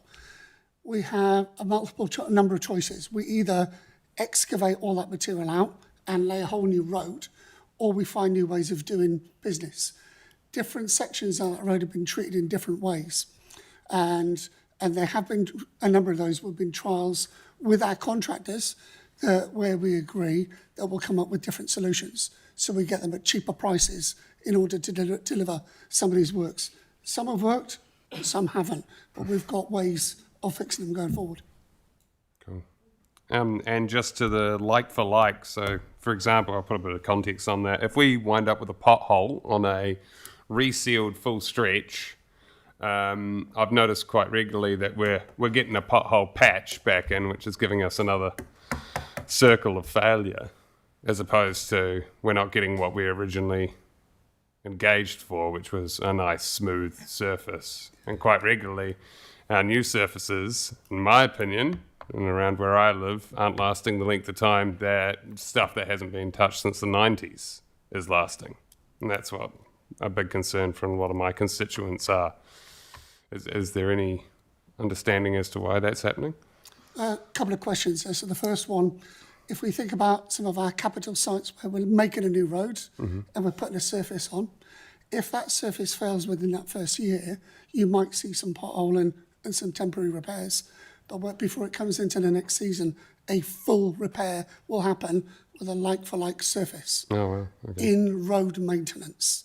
That's not saying that 90% of all the other work that we're coming across is work that's been done by others that's failed within the first year, where we're trying to get those other contractors to fix their own work. So that's that one. When it comes down to then materials, there has been comments that stuff that's been happened in the 60s and 70s lasts longer, but there's been different materials that you are and you are not allowed to use when building roads anymore, because of the information on some of the chemicals and the hazards those chemicals used to create. So that's where we are, but that's why we trial so many different other products in and around the networks. Cool. Well, that adds a bit of context to that. Thank you. And cardboard recycling.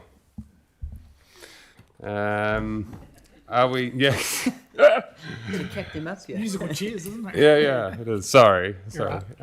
Cardboard recycling. Are we still dealing with contamination from glass, and is a lot of that cardboard being thrown out?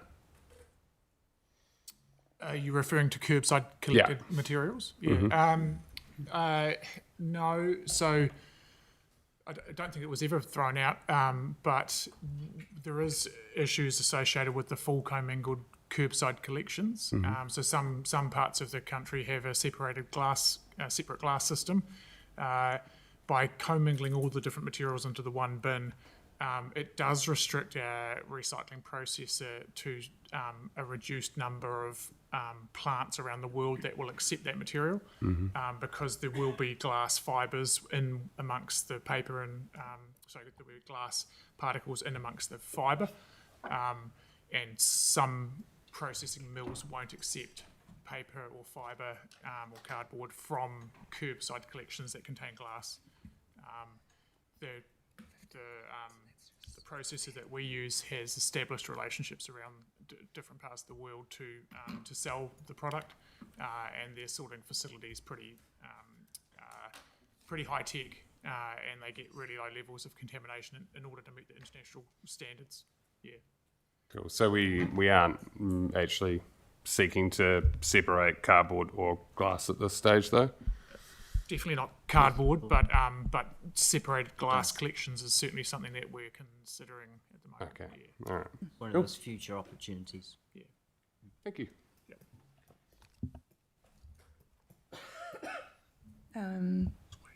Cool. Thanks, Sam. Reece. Very quickly, sorry, Steve.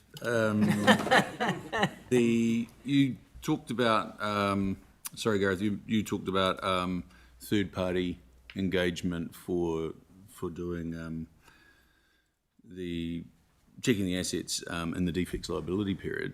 It sounds like you're doing a pretty good job. Is it necessary? Yes. Yeah.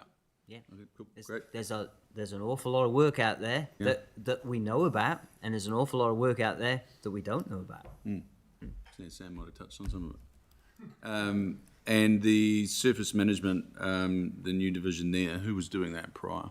You're talking about surface water management? So it previous to our service waters team, we had a water services team, which isn't. It was 5 waters. So water and wastewater, we're going through that process right now where that's separating off to Selwyn water, and we've been left with the 3 waters being stormwater, land drainage, and water races. Yeah. So it was Selwyn, but in a bigger team, and commingled and such. So just for understanding, they're the extra staff required when you split. Absolutely. Well, yes. Thank you. That's all. And in importance as well. Flooding is important. Oh yeah. Thanks, Reece. Sarah. Thank you, Gareth, and your team. Couple of quick questions while you're there, Steve. So do we sort of go to the next step in understanding the impact of our surface smoothness, if you like? If it dips lower, does it have an impact on, the cost to industry or to residents, etc.? No, it doesn't have a cost to industry or residents, but it does have a cost in terms of safety. Yeah. So what we measure, or what they are measuring, are a whole factor of things. But one of the primary things is in terms of skid resistance on the road surface, to make sure that you have good braking distances. Yeah. That's the primary thing that we look at for roads. Great, awesome. And I guess following on from that, in terms of our road safety planning, do you think that we are proactive enough in anticipating those areas that are of concern? Obviously, the link between rural incidences and fatalities is extraordinarily high, and concerningly so. Are we able to sort of get ahead of the game, I suppose, with this? Unfortunately, I don't think we can get ahead of the game because we can't control where these instances occur, and we can't control how or why these instances occur. The only thing we can control is to try to make sure in rural intersections that when people are driving along in low light visibility conditions, we're trying to make sure they become aware that something has changed within their environment. Be that either by changing the markings on the ground, changing the signs, or changing the layout of the intersections, just to raise people's awareness. Yeah. In that situation, so, if there's sort of a hotspot that seems to be developing, is it mostly because of reported incidences that you receive the information? Yes. So do we have a way of capturing the near misses or the thank goodness that didn't quite happen? Not really, no. It only comes through in crash statistics. Yeah. Where you get crash data. And one of the innovations that we are exploring, we will be doing a trial, possibly should have mentioned it, it relates directly to what Stephen yourself just talked about, is photoluminescent paint, Right. glow in the dark. Yeah. Yeah. Great. Good development. That's all from me. Thank you, Sarah. Denise? Oh gosh, hi. Thanks for that. There was a lot of information. There's so much stuff to cover. Street lighting that we put in. You talked about that. Do we consider dark skies with all street lighting, or is that only certain areas? Only designated certain dark sky areas, of which we don't have any yet in Selwyn. No. I can just add to that as well. We are looking at putting in some controls for Castle Hill so we can trial some of that, reducing the light in that area. There was a suggestion in a previous council that we turn off the street lights in Castle Hill, but I'm not sure that was a council decision. But because you had a presentation recently. I know there's two areas that are going through, but they haven't come to anything yet. Okay. This is getting into something that other people around the table know more about with road surfaces, etc. But it's come up repeatedly to me, and I would support what Councillor Wilshire says. People are just not happy with the road surfaces, so I don't know about that. But do we focus on the future with the road surfaces we're putting in? I ask that because of Birches Road. They've put in quite a big stone chip finish, and I've got residents telling me that the noise from the road, because we're going to have more and more development, so it will be a residential area. Are we future focused in that way, and should we not put a softer road surface to keep that noise volume down for future developers? So there's a couple of different things you've hit on there. One of them is in terms of planning. We've been trying to have been working with development teams in terms of their long-term planning. The challenges that they have are sometimes some-developers don't have their funds available until a very short period of time. When the asset team tend to plan 10 to 15 years out, or that 5 to 15 years, and our road maintenance teams are planning from 0 to 5. Sometimes we're not getting notifications that subdevelopments have been turned on. We know that there's a likelihood something may happen, but it may not get turned on until it's within a financial year, of which sometimes that's very difficult for us. So then when you think about road surfaces, Birches Road is a case in point that it's because the houses are so far away where we just rebuilt the road. NZTA have done a whole load of information in terms of measuring road noise from new road surfaces. So I'm quite happy to share that. But in terms of decibel levels, we're talking 3 to 4 decibels. So it's extremely minor. The biggest impact we have on reducing noise is by making sure a road surface is smooth so that the types of vehicles that drive over it don't bounce. So the challenge with acoustics on roads is not necessarily the road surface. Obviously, that generates the noise, but the focus on acoustics is on the generator, not the receiver. And our vehicle loads have changed. Our vehicle types have changed. Our tyres have changed. They're the things which are generating the noise, and there's a whole focus on that.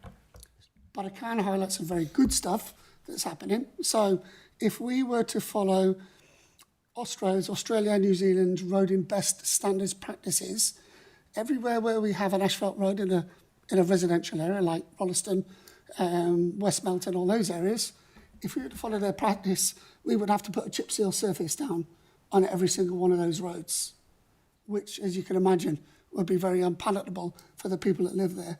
That's why you've seen these different road rejuvenating surfaces going down. For instance, that you may have seen that's already happened in Rolleston. We're also planning the very first rubber road surface in New Zealand in Glen Tunnel in late January. So we are future focused at looking at different types of materials we can use. And the best thing about some of these materials is we're getting them subsidised by others, so it's not costing council anymore. Okay.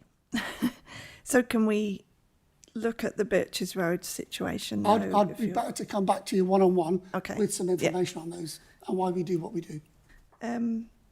I'll try and be quick. Campgrounds, you mentioned antisocial behaviour. Do you think that we maybe need some emergency housing? That might be why people are ending up in the campgrounds? Or is it time for us to put a management into those campgrounds? Or we need other people to manage them? I can't comment on emergency housing. It's not my space. No. Yeah. We do have management in those campgrounds.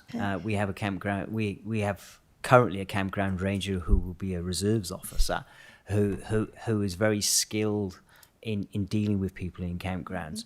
But from the staff point of view in campgrounds, they now go into campgrounds in a stab-proof vest. They wear body cameras, and these are public reserves where we go with our families. Mm-hmm. Okay. Ooh. Last one is about trees, because I've got to ask about trees. You said plant right place. I presume that includes trees as well. Yes. Do you look at non-natives in that? Yeah. You do? Yes. And we do think about shade for the reserves. And Yes. Yep.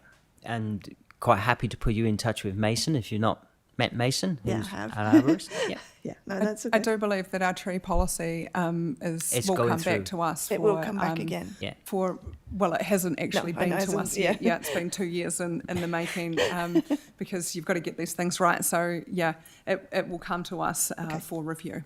Yay. Cool. Thank Cool. you. Thank you. Quick one. Intersections on our rural roads. Do the landowners who abut to intersections, do they have a responsibility to cut back stuff that's on their section or on their land that is making visibility as you approach an intersection difficult? So that's the first question. Well, morally they do. Legally they don't. Yeah. And that is a challenge. And we have been quite active over many years, following up with adjacent landowners, encouraging them to trim back, vegetation that's grown too high, or they've let their shelter belt go higher, and that's breached some visibility. There are a few. We are aware of a few known hotspots around the district, and I believe there's only a handful of people that don't comply with that or don't get on in support of that. So for context, I went out to Hororata Highland Games last week, and there were 2 intersections I went past or was approaching, and there was effectively no visibility from the left-hand side, so no opportunity to know ahead of time. Now, that's okay. I stop at intersections. So I get I was just about to ask you, was that a stop intersection? I can't remember if there was a stop sign or there wasn't, but I guess that was what I wanted to know. And is it cost that stops owners from doing the trimming? Because is there an opportunity for council to say, well, we'll come and trim it when it's within a certain distance of an intersection? You don't have to pay for it, but we want to come onto your land to do it. We trim intersections that become invisible. First and foremost, a stop intersection is stop. Stop means stop. Shouldn't be able to see left, shouldn't be able to get visibility. Stop means stop. We have a program of intersections when they require intervention, or we do that. As for going on to private land, personally, I think that would send the wrong message. Why should I ever maintain anything on my land now? You're going to come and do it for me. Okay, thank you. Cool. Thank you. I think, we'll leave it there. That is covered off, I think, a really fulsome presentation from asset management and operations. What we're going to do, because otherwise we're going to go over our 2 hours, so if we actually just break for 15 minutes and then we will come back for capital and then commercial. What's going to need to happen today, because the time that is needing to be allowed for everyone to have their their spaces. Actually, we're going to have to pull the strategy, engagement and capability program from today's briefing, and we will bring that back at another time because we still have 2 departments to get through, and noting we've got a council meeting this afternoon, so we can't overrun this afternoon. So if we adjourn for 15 minutes, and we'll be back for the rest of your introduction, Tim. Thank you.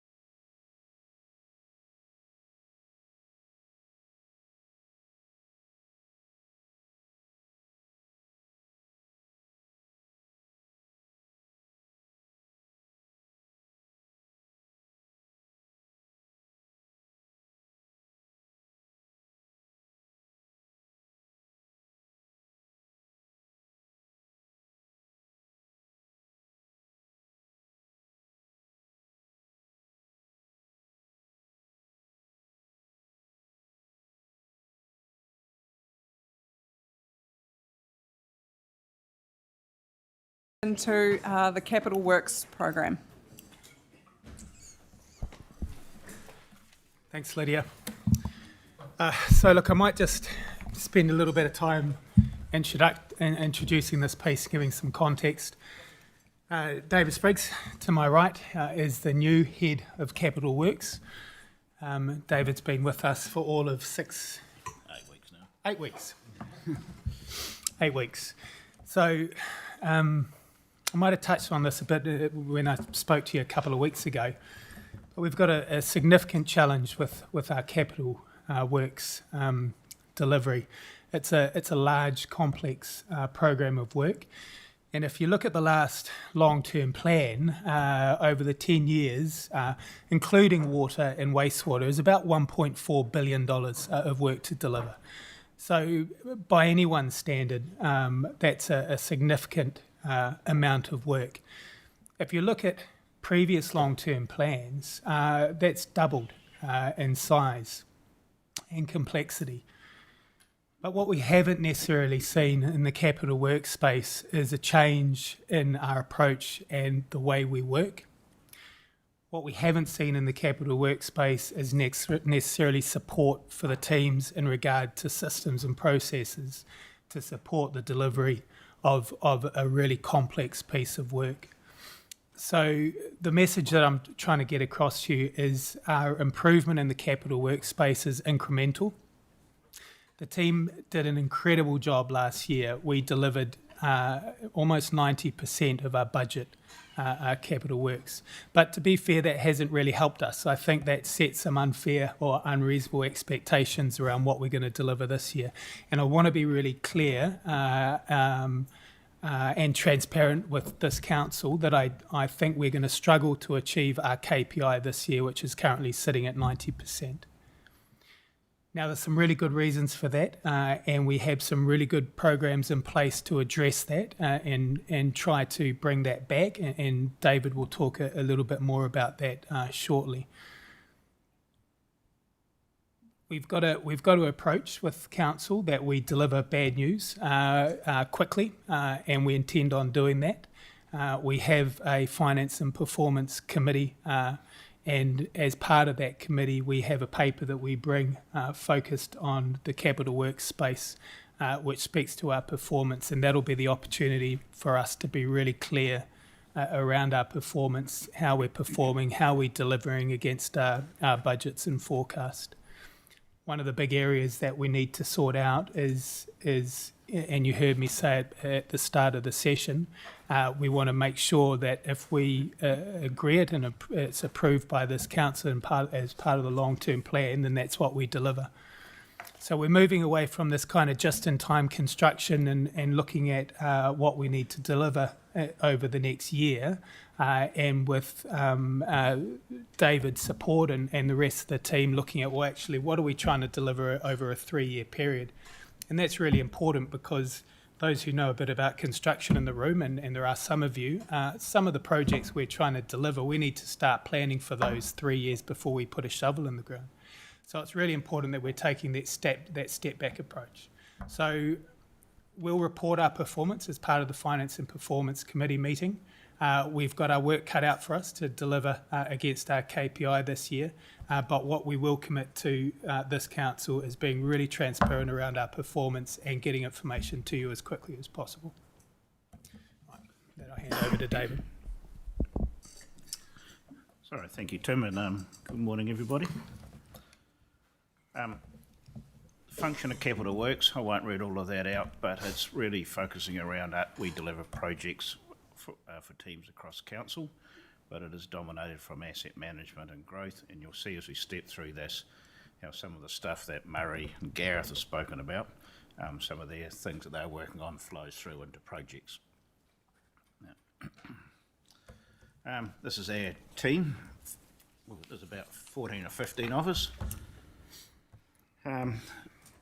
Starting from the left-hand side, we've got a pre-construction manager who's only just started this week, so this is part of what Tim was talking about. We're developing a team to look ahead to try to get things into the position where we can actually go to the market as quickly as possible. We then have a team leader, John Wood, who looks after the horizontal side of things, which is transportation in the three waters, not, as people have been alluding to, the water and wastewater side of things is going across to Selwyn Water Limited. And then we have Matt Allen, who looks after the community side of things, which is predominantly buildings and green spaces. And the reason I put the other stuff on the right-hand side is to sort of show that we actually have some quite strong links across other council parts of the entity, mainly because we have strong connections around budgets and finance, commercial issues and legal requirements, procurement, and obviously strategy and growth as well, which is sort of outside the IMP team. So we have to maintain some good, strong linkages with them to make sure we get all their dots lined up, ducks lined up. As Tim said, we're on this continuous improvement process. We're on a journey of trying to make ourselves more suited and aligned with the changing projects. Some of them lots of projects are getting bigger. There's legislative requirements that make things more challenging. Even things like growth that 10 years ago you might have had a roundabout to build that didn't require any land, but all of a sudden you've got a lot of increased traffic and you have to purchase land. So it's so those sorts of things drive different ways of doing things. My experience and background as well is that it normally does take about twice as much time and effort getting a project to market as what it takes to build it. And I've quite several projects around here that have been exactly that. Probably an easy one that probably a lot of people know. I was involved with the Southern Motorway from Christchurch down to here. That took about 10 years to plan and get developed, get a construction contract in place. And it took 5 years to build, of which two were really because of COVID. So it was really going to plan to be built in 3 years. So, and that's just typical of large and small projects. So they are becoming harder to get through. And as Tim mentioned, we're really transitioned to try to get a focus on what is actually happening in the future as well as what's happening today. So we're looking to sort of that 3 year sort of a program. And as part of that, we're also trying to get some more commercial and project management principles and things embedded. Not that things are broken, but there's opportunities for improvement, and really to try to get all of us to focus on providing value as opposed to spend, I suppose. Because in some cases when there's engineering opportunities to try to save costs, and if we can do that, we want to make sure we do that and then reinvest that somewhere else to deliver an improved level of service across the district. This is just a sort of an overview of the projects and the values and how they're financed. Probably a couple of things to really quite take note of is the water supply and the sewage on the left-hand side is the work that's going to Selwyn Water. So that's about 42%, I think that's from memory. We're looking at it, yeah. And then probably on the right-hand side is sort of a summation of across all the different projects. So you can see from that 42% of projects are typically debt funded.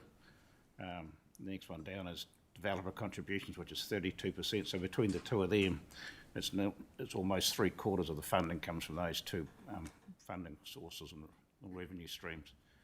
And then we have targeted rates and grants and subsidies and reserves and stuff. So there's actually very little that's actually funded out of general rates.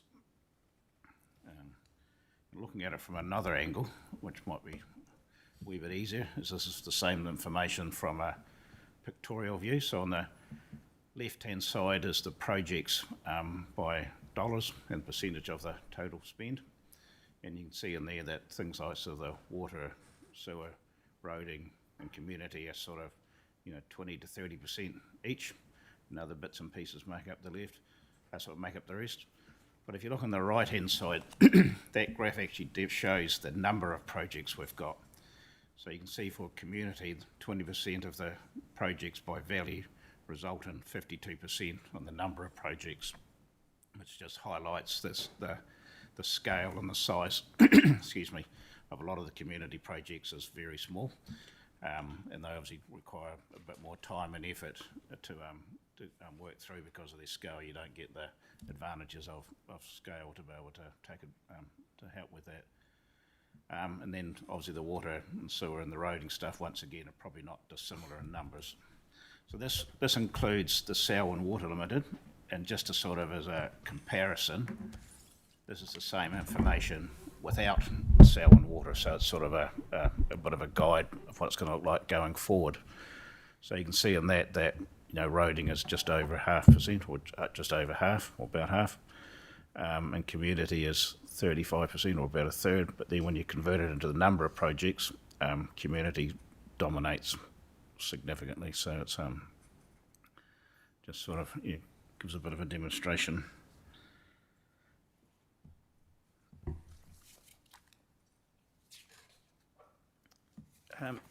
So just sort of moving on to look at some of the projects that we do. So this is just a few of the sort of the larger transportation projects that we are working on at present, and they're all in sort of various different stages of their project life cycle. You can see some of the budgets up there for each. And I suppose some of the things to really take note of is when we're talking about the funding side of it, is the sort of the percentage of the dollar value of funds and where they come from.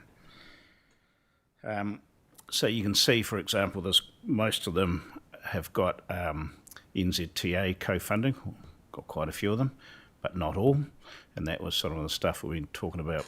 Gareth was talking about in particular about how NZTA co-fund a whole lot of work, but they don't co-fund all roading work. And then there's also debt and development contributions that are the other two dominant funding streams. And just on the left, that's just a couple of examples. So you can see the photo on the top left is a project that was recently completed where it's what road has been widened and strengthened. In different aspects. I think the bottom left one is the intersection by, I can't remember which intersection that is now. And the reason I put on that bottom right photo is that one of the things that the public perceives is that there's always a lot of work going on and they don't really see anything happening. And those services is typical of what you find in lots and lots of projects these days. You spend a huge amount of time working on things below ground level, and it's only when you pop up above the ground that the public think you're making any progress. So it's quite deceptive in some of the complexities that are involved with some of these projects.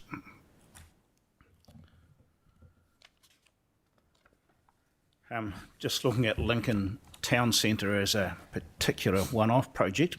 On the left-hand side of that little table, you can see that the funding comes from 5 different sources from different areas, from transport and open spaces, stormwater, sewage and water. And then you can see how each one of those categories, when you stretch it across, is programmed to be spent. And also the funding sources, once again, it's debt, development contributions and targeted rates in this instance. And then on that little table just on the right bottom corner, it's just trying to give people a guide that if we weren't doing the streetscape work in Lincoln, there's a whole lot of work that we would have to do anyway because the pavements are just not very good condition and poor condition and need to be rehabilitated. So if we were just doing straight out road rehabilitation, about a third of the cost we would have to undertake just simply for doing that. And then on top of that, because you're doing the road rehabilitation, there's a whole lot of work like sort of water main replacements and stormwater improvements and traffic signals and services upgrades and things like that you would do at the same time, and so that you aren't coming back in the next year or the year after, in the next few years, digging up trenches in the new road. And that's about another third of the cost. And so that sort of leaves roughly about a third of the value of work is actually the streetscape work proper. It does vary. So in the first part of the project that's underway at the moment, it's obviously it's a lot more streetscape work than it's going to be further to the east, heading out towards Springs Road. And Andrew's done some work previously on the same sort of subject, and I think further out towards the east, it's probably more like 80% of the work is sort of the required work. Or more. So I think those numbers over there are probably quite conservative on the value that of work we'd have to do regardless.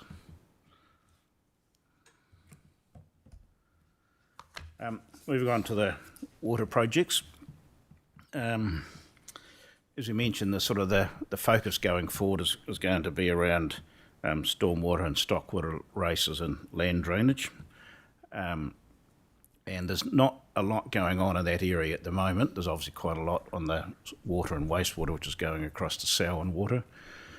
But when you listen to what Murray was talking about before, with some of the things that he's looking at and some of the issues that are developing and arising, you can see that this area is going to be an area where there's probably going to be increased value and number of projects that are going to need to be constructed and put in place to try to deal with land drainage and all sorts of things. And the stockwater races, as he said, I think he said 90% of the stockwater race water disappears into the ground. So there's obviously a lot of effort could be employed there to try to reduce that loss.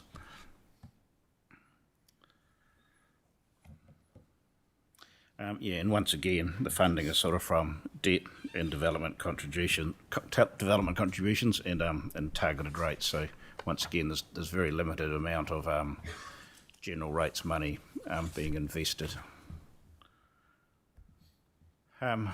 Building projects, once again, is just a sort of an example of a few of them. Whatarau is obviously the top one, which is somebody mentioned before, that's going to be part of a future paper that's come towards council, and the likewise with the Lincoln Medical Centre.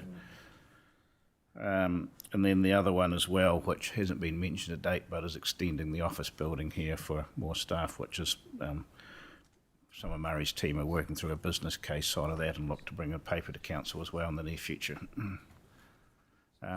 But building projects range from quite significant projects. In fact, Whatarau is probably our largest project we've got sitting in the list at the moment. But it also goes right down to sort of very small projects. So one of the other ones that's happening at the moment, or lining up to happen, is re-roofing part of the Rolleston Community Centre for a few $100,000, but it also goes down to some very small projects. So there's quite a range of things in that bucket. And then last but not least is the green spaces side of the work of what we do. District Park is obviously one that we've put at the top, and as people were saying before, that's 87% funded from DCs. And then there's obviously this, we're also looking at doing some extension of the reserve in Lincoln, which is extended as reserve, but also extending the road that goes past the Lincoln Community Centre, some sports centre, and taking it out onto Boundary Road as well, which is part of the job. And there's a couple of other projects as well. So Rolleston Town Centre, Keith has got some information on that he will talk to as well coming up. So it's and things. So, and once again, on this green spaces side of things, there are, as I say, these are probably the larger projects that are sort of known in some ways, but there is lots of very small projects. Lots on the left-hand side there's playgrounds, so there's upgrading of playgrounds and new playgrounds and things like so. There's a lot of that happening. And then that middle photo is sort of sports field lighting, so there's quite a few projects around at the moment about upgrading and installing street lighting around, or not street lighting, flood lighting around sports grounds and things. So that's it from me. Cool. Thank you. It's hard, isn't it, just to pick out the top things that you guys actually do, because there's a lot over the space. And so, yeah, I see picking the big ticket items is to give us an overview of how they're all split. And I think the information that you've put up is really great to give us the split and the breakdown of those projects. Are great. Elizabeth. Hi. What things does the pre-construction manager look into? So he manages things like resource consents, design, building consents, land purchase, getting the tender documentation ready, procurement plans, and all those sort of things. So by value, it probably is it is a small percentage of the spend, like it might be 3, 4, 5% of the value of work in lots of cases, but it's by time frame. As I said before, it actually is the critical path, and it's the biggest element of time that's required to get projects completed. Brilliant. Projects. What is the community on that pie graph? What does that represent in real time? So maybe there's a big green slot for community on one of those pie graphs in an earlier slide. Excuse me, Peter, I might just pick your brain on that if I could. Peter, could you come and talk into the microphone, just because we're live streaming so everyone can hear? Thank you. The community portion includes community and facilities and also all open spaces and reserves. So a lot of the larger portion of the dollar value will come from the open spaces reserves projects like the district park, whilst the number of projects comes more in the community facilities spaces, where it could be renewing blinds or appliances in community spaces. And so those are all documented as individual projects. Thank you. Transportation projects, are these benchmarked for price against the other councils for tendered costs locally or nationwide? Perhaps to some extent, yes. I think there's quite a few of us who have knowledge from outside of Selwyn that we utilise to help understand whether prices are good, bad or otherwise. But in most cases they are competitively tendered prices to the on GETS, which is sort of part of that, especially when you've got NZTA co-funding. You have to comply with NZTA's procurement rules. Excuse me. Excuse me. Their rules as well as our rules. So that sort of requires competitive tendering. In some cases, you have a quality component, so that if you've got a particular project where you are very keen on having somebody who's going to perform in particular areas much better, then you would have put a weighting on that, because you've got a much better chance of having a better quality outcome. Yeah. But generic projects, typically you wouldn't have that.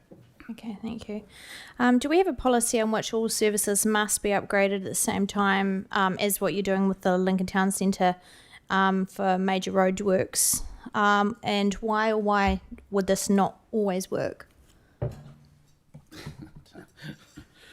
I have to admit, maybe I'm not sure that you were the right one to answer some of that, Murray. Sorry, my apologies, I am fresh here, but I don't know if there's necessarily a particular policy, but there's one of the things that works quite well is actually the whole IMP group working together as a team and collectively, so that we do work through those things as much as possible. I think we've all been in situations where you go and upgrade a road somewhere, and before long there's a trench across it and everybody complains about it for years. Nobody ever remembers the fact that 99% of the road is fantastic. They always remember that 1% that's not quite right. I'm just going to chip in. We've got the 30-year infrastructure strategy and the long-term plan, and that's some of the overarching guidelines that sort of fits into the question that you asked, Elizabeth. Lincoln Town Centre services upgrade was a third of the cost. Is there an updated budget for that project? No, not at this point in time. So the stages, or the next stages 2, 3 and 4 are just in the sort of the development phase, where they're starting to head towards getting some detailed design completed. And as part of that detailed design, there'll be sort of an update on budgets and costs. So not at this stage.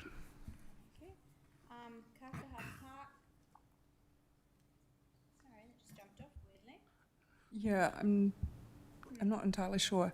Can we circle back to you? No, I'd prefer to just finish. Well, I just note that we have until 12:15 for this, and I've still got another list of people that haven't had a lot of chance to talk this morning. So if I can give everybody else a bit of an opportunity, I would say that, yeah, the Springswood councillors have got a bit on Lincoln Town Centre as well. So, Aaron. So thanks for the presentation. It was really informative. You said that very little was funded out of general rates, which funding by debt for these sorts of projects is obviously quite appropriate, but I think we do need to remember that that debt gets paid back from general rates, so we shouldn't forget that. No, that's right. We want to run a tight ship. Cool. Thanks, Aaron. Yeah, I think we're all aware of that, and we'll keep that in mind leading up to the annual plan and especially the long-term plan as well. Next up is Samuel. Thank you. That was good. And welcome. Thanks. In regards to the Lincoln Town Centre, could we please get the planning costs sent through and the arborist report regarding the trees, please? And also, can we please get a copy of the internal audit that was undertaken on the Ellesmere to Pines pipeline? Thank you. Cool. Yep, the answer to that was yes. Just noting that Tim didn't have his microphone in front of him. Sorry, yes. Yeah. So I'm just writing it down here. Cool. Denise. I just wanted to say thank you for the breakdown on the Lincoln Town Centre, because I know that was one of the questions I sent through. This probably goes back to the previous presentation, but it mentioned Global Bus Ventures in iZone needing a new roof, and that's a council property. I've not heard of that one before. And also the Dairy Works in Lincoln. Is there any plans for that in the future? Because it's such a prime spot. It's beautiful. Is there any thing for that? I can answer the Global Bus. It is a council property and it is leased by Global Bus. So we have a leasing arrangement with regards to that. Okay. And then my last question, well, I don't know if anyone knows about the Dairy Works property. We'll have to come back to you on that one. Okay. And just on the screen up there, looking at the district park, it's got 28.7 million, and it says that's transport. How does that work?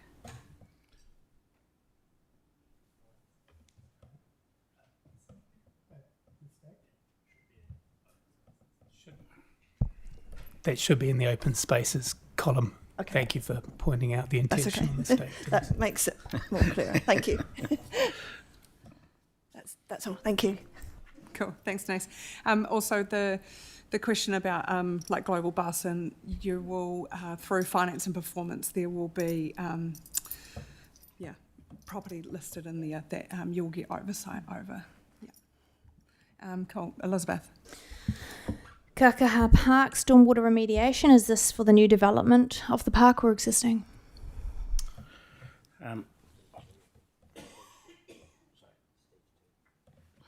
It's for it's for stage 2. Stage 2. Okay. So that's the new area, stage 2. Yes. Yeah. Right. In a presentation earlier, there was a line that states that government funding was in part available for land drainage. I think that's what I'd read. Is this something that we currently receive? I'm not aware that was the case.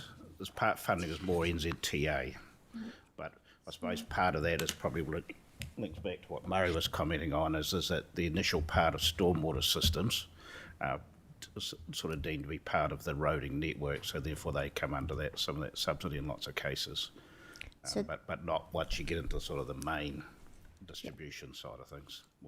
Okay, because it was on curbs and channels, but it doesn't go past that, does it, Murray? No, that's it? Doesn't. Okay, thank you. Lincoln Reserve maps, when will that be coming to the full council? Sorry, I need to get back onto that. There's a few complications that people are working through at the moment to try to get their head around and understand. The biggest one being around resource consents. So there's a spring in there which is the head of the Liffey stream. So that's adding some quite challenging complications that people are just figuring out at the moment. So once we get that figured out, we can hopefully then be in a position to be able to figure out the next steps to be able to move forward. Excellent, thank you for that. Cool. Thanks, team. I think that's it in the capital update. Okay, We thank can you. move over onto commercial now.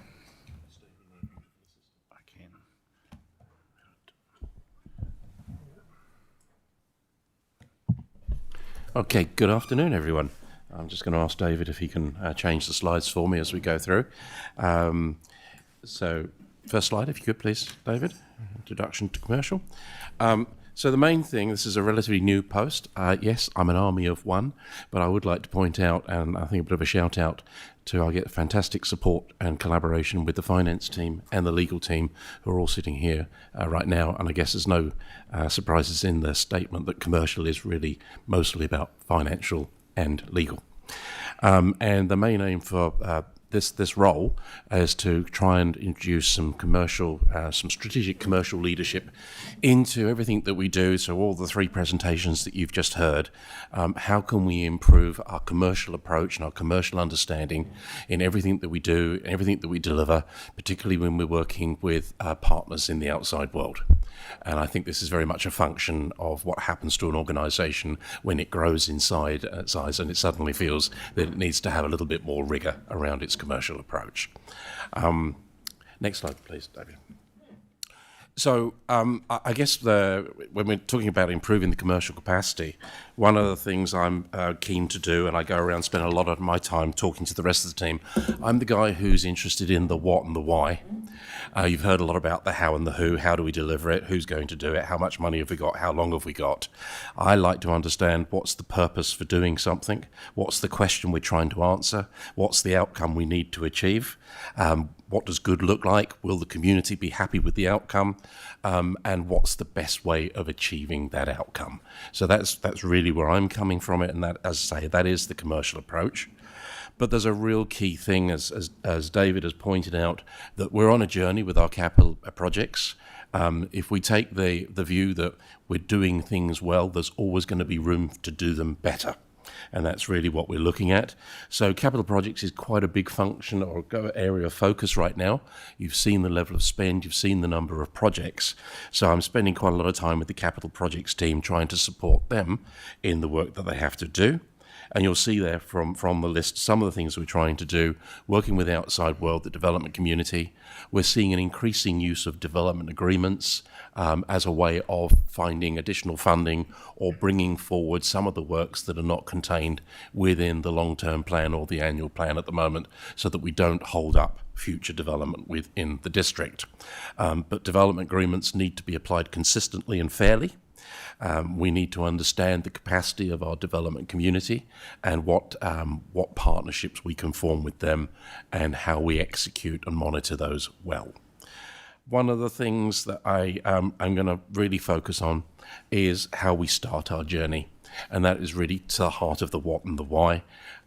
We need to get better, and we will be getting better at developing business cases that set out very clearly what it is that we're trying to achieve, what those goals look like, prevent any scope creep, manage the time, manage the budget, manage our resources well, and improve the possibility of delivering well. Now, for the bigger projects, we'll be employing the standard Treasury better business case model. For the smaller projects, we'll still follow the same basic principles, but we'll have a light touch model. The chances are there may not be an economic model, but there definitely will be a finance model and a management model for everything we do. So it's really about just getting much smarter about the beginning of the journey, and therefore improving the chances of success. Okay, if you could flip that one for me. There, thank you. One of the other arms that I have is as the relationship manager overseeing the development agreement on Rolleston Town Centre. And so I thought it was just a good time to give a quick update on where we are in that. Just as a bit of a background, it's a development agreement with Tennyson, 2021. It's a 10-year agreement, and the agreement was divided into two phases for the developer, where they will provide 5 buildings in the first 5 years and 4 buildings in the second 5 years. And Selwyn District Council's role in all of this was to provide all of the car parking and the public realm spaces, the majority of which of the car parking is complete. The public realm space is pretty much temporary at the moment, but we intend to change that in the next year. I'll take questions at the end in terms of if anybody's got anything about the update. I'm happy to answer that. David, please. So David said we'll give you a little bit of a breakdown. So the balance of works for Selwyn District Council, is listed there. So we've just got 31 car parking spaces to complete. We've got an access laneway that runs to the south of the development that needs to be completed. And then we have the landscaping. Why are these on hold? Well, we've been waiting for the developer to finish their buildings so that they don't come in and destroy anything that we do. But more importantly, we have to be very mindful of not frustrating the developer's progress if we take the space and landlock their sites. So it's very much a collaborative approach. Because of market conditions out there, the developer does want to change the order in the way in which they're developing some things. So we use the development agreement or variations to the development agreement to manage that and manage that correctly. Okay. The big piece of work for council will be to develop the Town Square Plaza. Next one. So this just gives you a quick progress map. So Tennyson Street there on the right-hand side of the map, and Te Aratea just to the top right-hand corner there. So what you see is the yellow triangles represent the buildings that are so far completed. The blue circle is the next building that the Cooper Developments team intend to get off the block. The green hexagons are the work that Selwyn District Council has to undertake. The car park piece to the left of the blue dot is relatively straightforward. The hexagon is a little bit more complex, but really what we want to do is create a space there where we can enable placemaking and events to happen so that we can drive some vibrancy into the centre of the town, and support the tenants that are currently in there, because the last thing we want to see is tenants that we fought hard to get to lose those because we haven't got enough footfall in the town centre.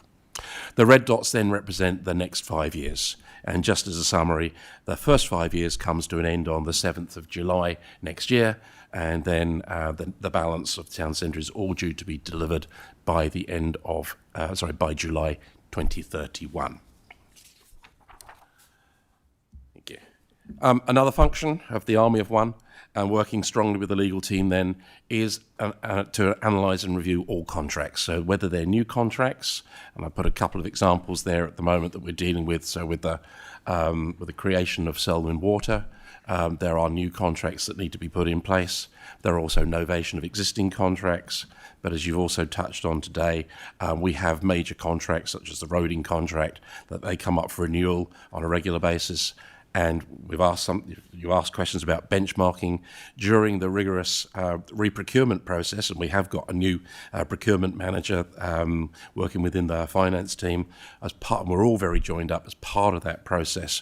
We'll be looking at best practice, what the pricing looks like, what the inflation in the construction market looks like, understanding the quality of service that we're looking for. So all of those things come into that. And each time we have an opportunity to review the contract, it's about ensuring that we're getting best value for the ratepayer. And then, as you've seen, I'm also looking after the Rolleston Town Centre just in my spare time. Supporting project delivery, big focus at the moment to say, so my focus will change as things go on, but this is the area where we can see we can make some of the biggest and quickest improvements. So working with David and his new pre-construction manager, making sure that we start our journey understanding what we're supposed to be doing. The very first thing I put up there is Whātaro. There will be a paper coming on Whātaro in the next couple of weeks.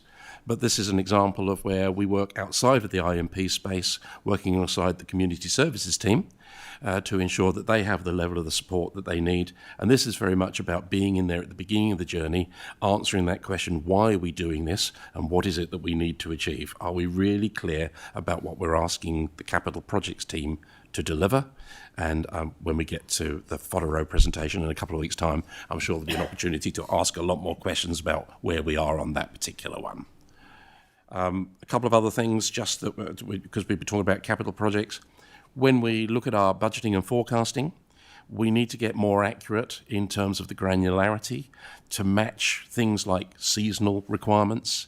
So rather than flatlining some of our budgets, we should be much closer to understanding what work can be done in the summer and what work can be done in the winter. We really want to have better forward planning on our finance because we really want to be hitting our forecast targets rather than constantly moving them, because that's simply efficient use of the council's capital.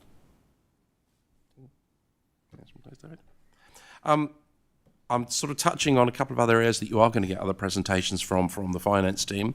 But one of the questions I think that came up a little moment ago was about the dairy.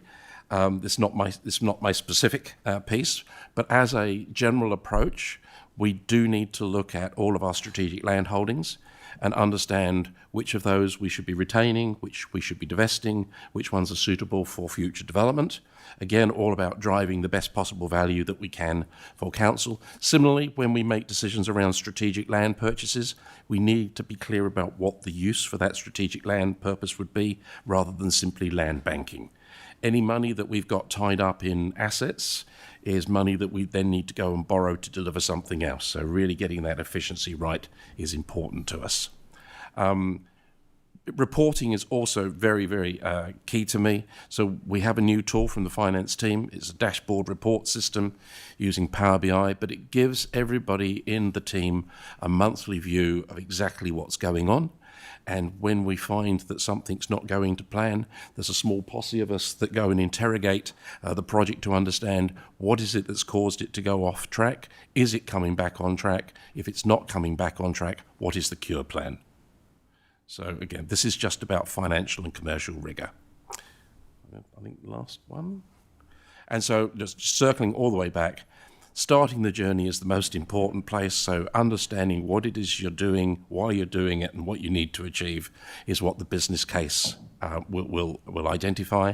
And a good example of that at the moment, and again this will come to you in a week or two's time, is looking at the Leaston Medical Centre and library space. We decided that what we needed to do in order to understand what was it we were trying to achieve, what do we need to do, what was the question we were trying to answer, let's put together a very comprehensive business case that not only identifies the problem we're trying to fix, but what are all the alternatives and the options that we have to fix them. So you will see the result of that very shortly. Finally, just the last thing I want to touch on, Tim touched on us delivering 90% of our capital program and some of the challenges we will have next year. We believe that just simply reporting the amount of money that we spend is not necessarily the right metrics, because you probably don't want us to spend as much money as we can. You want us to spend it as wisely as we can. So we'll be looking at more important things like, are we meeting all the project milestones? Are we delivering the benefits? Are we staying within the lanes of the budget? And are we returning contingency at the end of it because we've planned it well and we didn't need it? So it'll be a little bit more of a comprehensive matrix around the KPI to give you assurance that the quality of the performance is more than just the spend. That's it from me. Happy to take questions. Thank you. I think the reporting you're talking about is exactly what we're looking for here, and it gives our community really good oversight as well as to what is the outcome to what we're doing. We don't just do things with no reason, and I know that Aaron, and as Chair of Finance and Performance, and Alison have been talking about how reporting looks coming forward to us, so I'm really looking forward to that. Samuel. Thank you. I just wanted to congratulate you on the mention of giving back a contingency. Wow, isn't that exciting? Who would have thought that could happen? Thanks, Tracy. Oh, is that it? I feel like we could be really good friends. I love the why stuff. Why are we doing it? What's the problem we're trying to solve? And is this going to solve it? So, thanks. The 4 out of 5 buildings in Rolleston by July next year, is that on target? So 4 so far. The 5th one, I was actually with the developer yesterday, so if they're online today, I'll acknowledge that we had that meeting. So the 5th building is currently consented and the plans have been drawn up and the pricing has been delivered to the developer. The intention would be, all things going well, that work would commence in the second quarter of next year. So that would put it just about on track. It's fair to say, in defence of the development community, that the economic conditions out there don't always make the plans that you have for a 10-year period go in the order that you want them to. But this simply underlines the importance of having a robust and flexible, I guess, development agreement that takes into account the issues, the economic wins that are out there for developers, but protects the council's interest and the community's interest in getting the thing delivered to time, to budget, and to quality. Absolutely. I'm thrilled to see business cases coming, and a little perturbed that hasn't been business as usual, perhaps. Now, the next thing I've got is a question, and I'm hoping that you'll be able to work out what I'm asking from all the words that I use, because I'm not quite sure how to frame it myself. But the developer agreements, relationships, one of the things is that I'm aware of is that developers can buy a piece of land, and then they can decide when or if they build on it. And that within that relationship with council, we're kind of stuck at a point. So if we have an agreement with a developer, there's a point at which we actually can't say, you need to get on with building. And we can't say to them how many they should build. So that comment is about, we know that simply building more subdivisions doesn't bring prices down, because if building more houses brought housing prices down, Selwyn's house prices would be dropping because we've had a lot more being built. And one of the problems is that developers drip feed the sections out, so that partly to control process and quality, I accept that, but also partly to control their profit bottom line.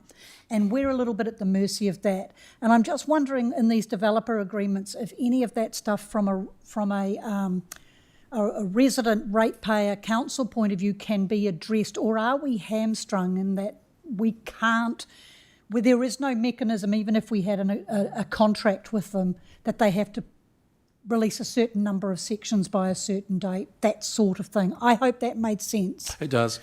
Look, there's a whole bunch of questions hidden in there, and I can answer some of them, but perhaps our team from Consenting Development and Growth will also be able to answer some of the others. So you're absolutely right. The rate at which a developer releases property to the market is to protect the value of that. If you flood the market, I'm looking at Councillor Big Red there. He will understand this completely. If we put all of those properties on the market at the same time, we devalue the property. So developers are driven by their bottom line. That's absolutely it. We understand that. So they will release those developments or even construct those developments in accordance with where they see the market going. The challenge we have is probably a slightly different one, and that is that we need to provide the infrastructure to support that development before they even build the first house. And we take 100% of the hit on the cost of that infrastructure, and our borrowing takes 100% of the hit on that cost of that infrastructure up front. I always use the analogy, and you'll pardon me because I'm slightly older, but when the telephone company built a telephone exchange, it had to build it for the entire town, even though only one subscriber was connected. And just as the telephone company, we don't have any controls over how quickly and how many of those subscribers connect. We are looking at development agreements. Development agreements are used for a number of things. They're often used for a developer to bring forward some of our infrastructure work. But in doing so, that's really just covering off maybe the cost of the interest payments that we face. It doesn't necessarily deal with some of the capacity issues that we might have or prioritisation. We also use them if we want to upsize some of the infrastructure for future growth.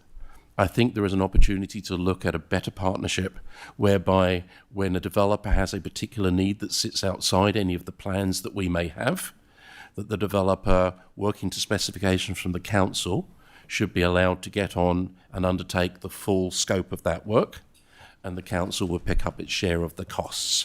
That's a much wider conversation that I'm sure will come to you around the future of development contributions and development levies.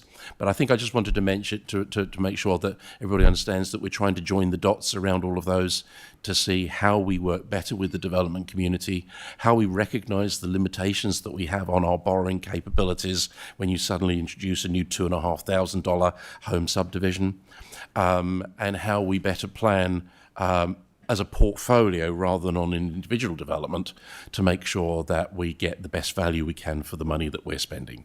So I've probably answered some different questions to the one you put in there, but I hope I've given you an idea that this is an issue that we're very aware of, and what can we do to soften the blow to ratepayers. Thank you. Denise. Oh, I was just going to quickly say yay for the army of one, because I think, agreeing with Tracy, I think that's what we've needed, and it sounds great. In also, just to mention, I know you've talked a lot about developers and developer relationships, etc. But just to put in there that our key number one stakeholder is our community. Yes. So thank you. No, understood. And look, I think everything we do is about improving the services and the value we offer for our ratepayer. Yeah. Cool, thank you. Sophie. Yeah, kia ora team. Thank you very much for coming. Just realised it's the first time I've spoken today. Yeah, thank you. I really appreciate having you on board because I think we've had for quite a while lots of people doing bits of your job, but actually bringing it together and having a position, an army of one, is going to be quite valuable just because it's part of that continuing, the last 10 years or so, we've gone from, 10, 15 years really now. But everything's just grown so quickly and there's been a lot of reacting and trying to figure out how to do it within a structure that wasn't really working what we needed anymore. So you're part of that and that's great. There's more. And the whole infrastructure team have done a great job today, by the way, Tim. Thank you. One thing I was going to ask about was in terms of Rolleston Town Centre, when that development agreement was first signed, there was an awful lot of... the councillors received a lot of briefings around what it was going to do, what it was going to mean. There was a reserve exchange involved. There was a whole lot of capital works involved. It was a really big deal.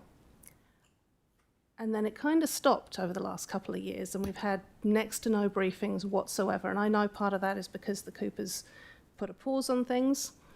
And seeing this map here now, it's great that hopefully the wheel's going to start turning again. But I think there is a real need for a more comprehensive briefing back to council as well around that. There's a couple of lots on there that were actually held and it was supposed to come back to council for a resolution on whether or not the land was sold in the first place to them. And obviously because there's quite some time since the agreement was signed, the value of that land has changed a great deal. And I don't know if the development agreement is flexible enough to account for the increase in value of what they're going to be getting if we just sell it at the original price. It's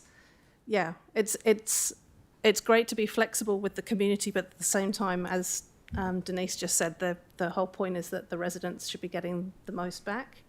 And at this stage, we don't actually know what's in those buildings anymore. Because I know what was supposed to be in there or what was intended to be there in the beginning. That was several years ago.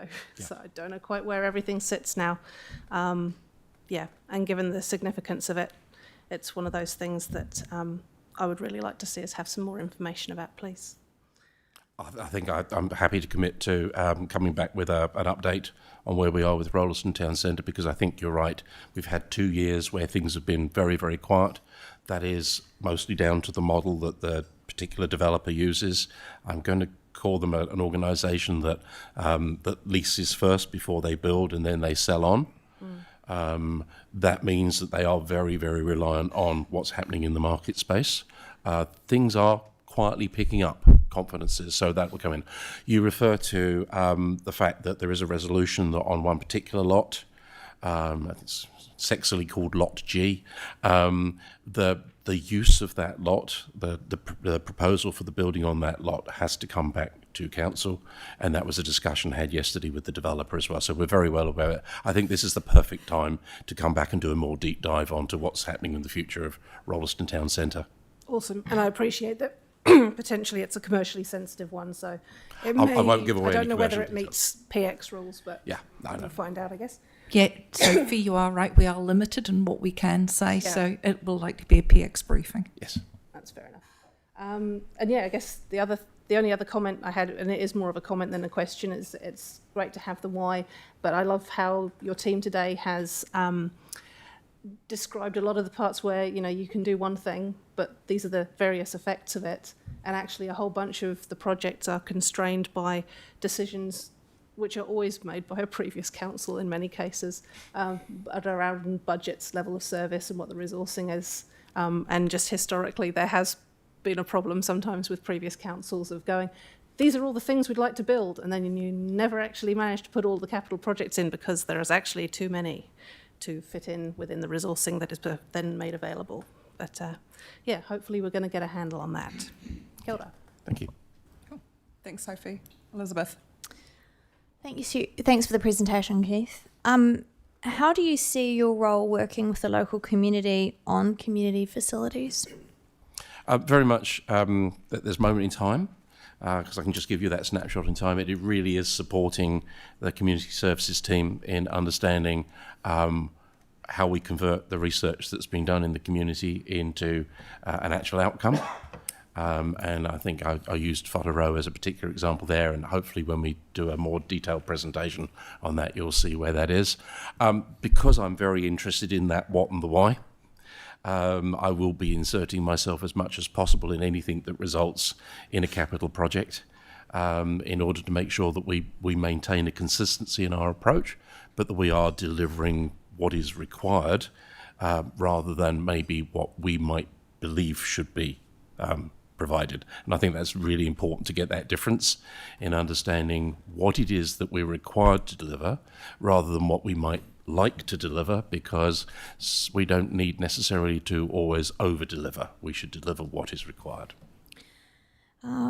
Just wanted to clarify something you said before, just to see whether I've got the right end of the stick. So if the developer develops land outside our planned infrastructure, then you're suggesting that they pick up the additional growth to do so. Is that correct? I'm suggesting that there is a conversation that we need to have with the development community about how we fund that growth in the time frame that they want to do. So much of the challenge we have is, whilst we take all of the growth predictions for the town or for the district and we map those out and we try and come up with a plan for our infrastructure growth, if a developer decides to enact one of their plans and suddenly puts a very large demand on our system, we don't have the necessary resources to pivot in the time that they want us to do. So if it sits outside of our reasonable timeframes, I think there needs to be a conversation about a different way of achieving things, because we don't want to be delaying growth, but at the same time we can't put the council at risk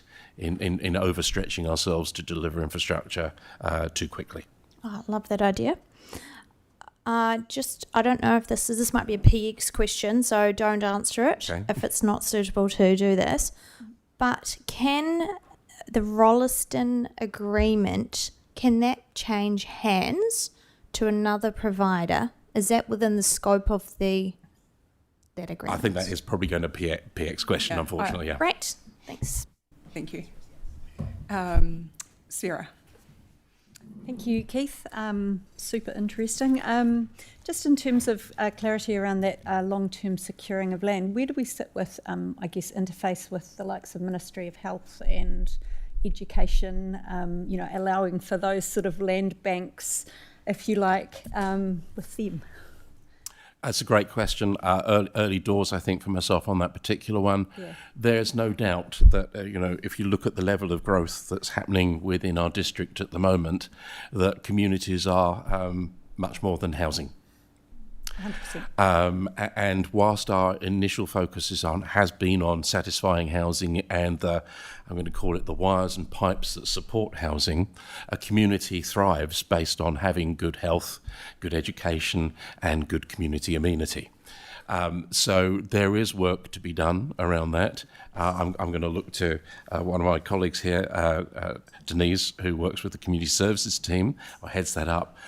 We're constantly in touch with organisations like the Ministry of Health and the Ministry of Education to try and understand what their growth plans look like, because whatever we plan should be in step with where they are so far as possible. I'll chip in on that, Keith.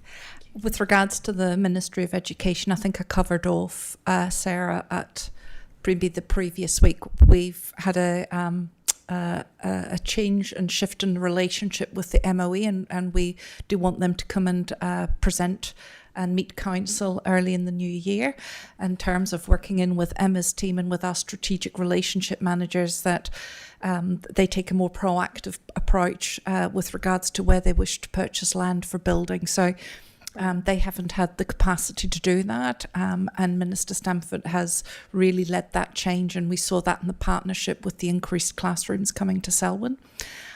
With regards to health, Denise does meet with members of the health. I've recently met with the CEO of South Island with regards to wanting to engage in having some strategic discussions around placement of health.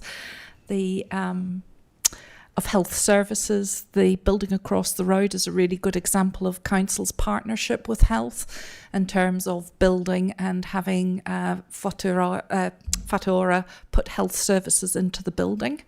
And we want to engage with them further in time for the long-term plan to understand what their bigger health requirements are, and around the country they're using a model around building health precincts or working with partners to build health precincts, and they're going for a very modular approach with regards to having health precincts around the country where it is about primary health care services, whether it's district health, whether district nursing, blood services, etc. So we have those ongoing conversations, and Mayor Lydia will be meeting with them with me early part of next year, and we'll be bringing them to council too.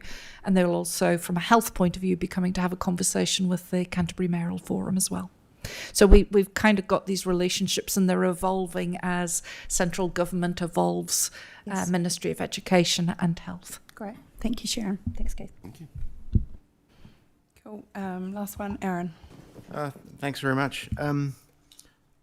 Just to the points that Tracy and Sophie spoke about in terms of developers essentially leveraging the ratepayer investment, if you like, and being able to sit on or phase their development, and I don't blame them, it's quite commercially sensible, but wondering if there's any thought about levers that we can have. We can't make them do it, but maybe there are things that we can do that would incentivise them to sort of shift slightly more back to our favour. And one thing I thought about is development contributions, for example, having a sunset clause of whatever period, so that they know that if they develop now, they'll get it at the current rate, but if they wait too long, that rate's going to go up. So they've got to find that medium that works for both. So that's just a comment. And the other comment I make is the 90% delivery of the capital budget, which is really good.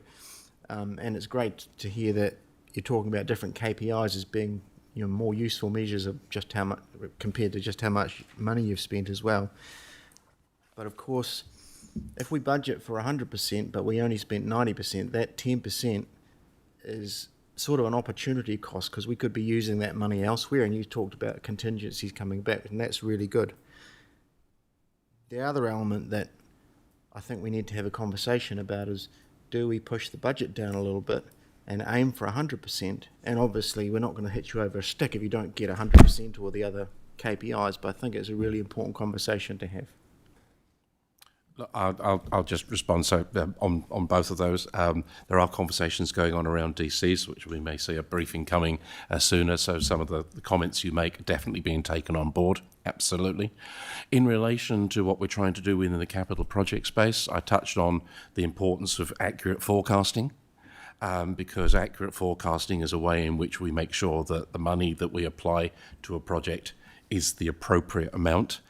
Rather than a large buffer, that as soon as we identify that there may be a change in the program for delivery, because there may be external factors that prevent us from progressing as we wish, that money is returned back into that opportunity cost. It may be possible to therefore bring forward other capital works and therefore avoid some of the construction inflation issues that you see. So this is quite a complicated piece, but absolutely the primary goal here is to be as efficient as you can about the use of money, minimise the borrowing, because we don't need to have borrowing sat there that's not being used, because that's wasted money. So all of those are the real key things, and that's really the strong relationship between myself and David in the delivery of the capital programme.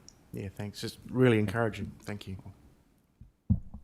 Yeah, it is. It's fantastic. For the one-man band, you are carrying a lot in this organisation. So, look, thank you for the value that you've added here. A note that we will finish up now. So it's a thank you to everyone. Thank you for the great presentation. I think this information gives a really good backstory, but also a good reference point for us to go back and look at when we step into annual plan space as well. And I think as thank you to everyone for your Q&A session. It's really good, and it's really nice to be able to ask the questions of the team. So, and for the people that have joined online, I hope that you've got some good, insightful information from how the organisation is operating. So, thank you, team. We'll call it here. We have some people next door waiting.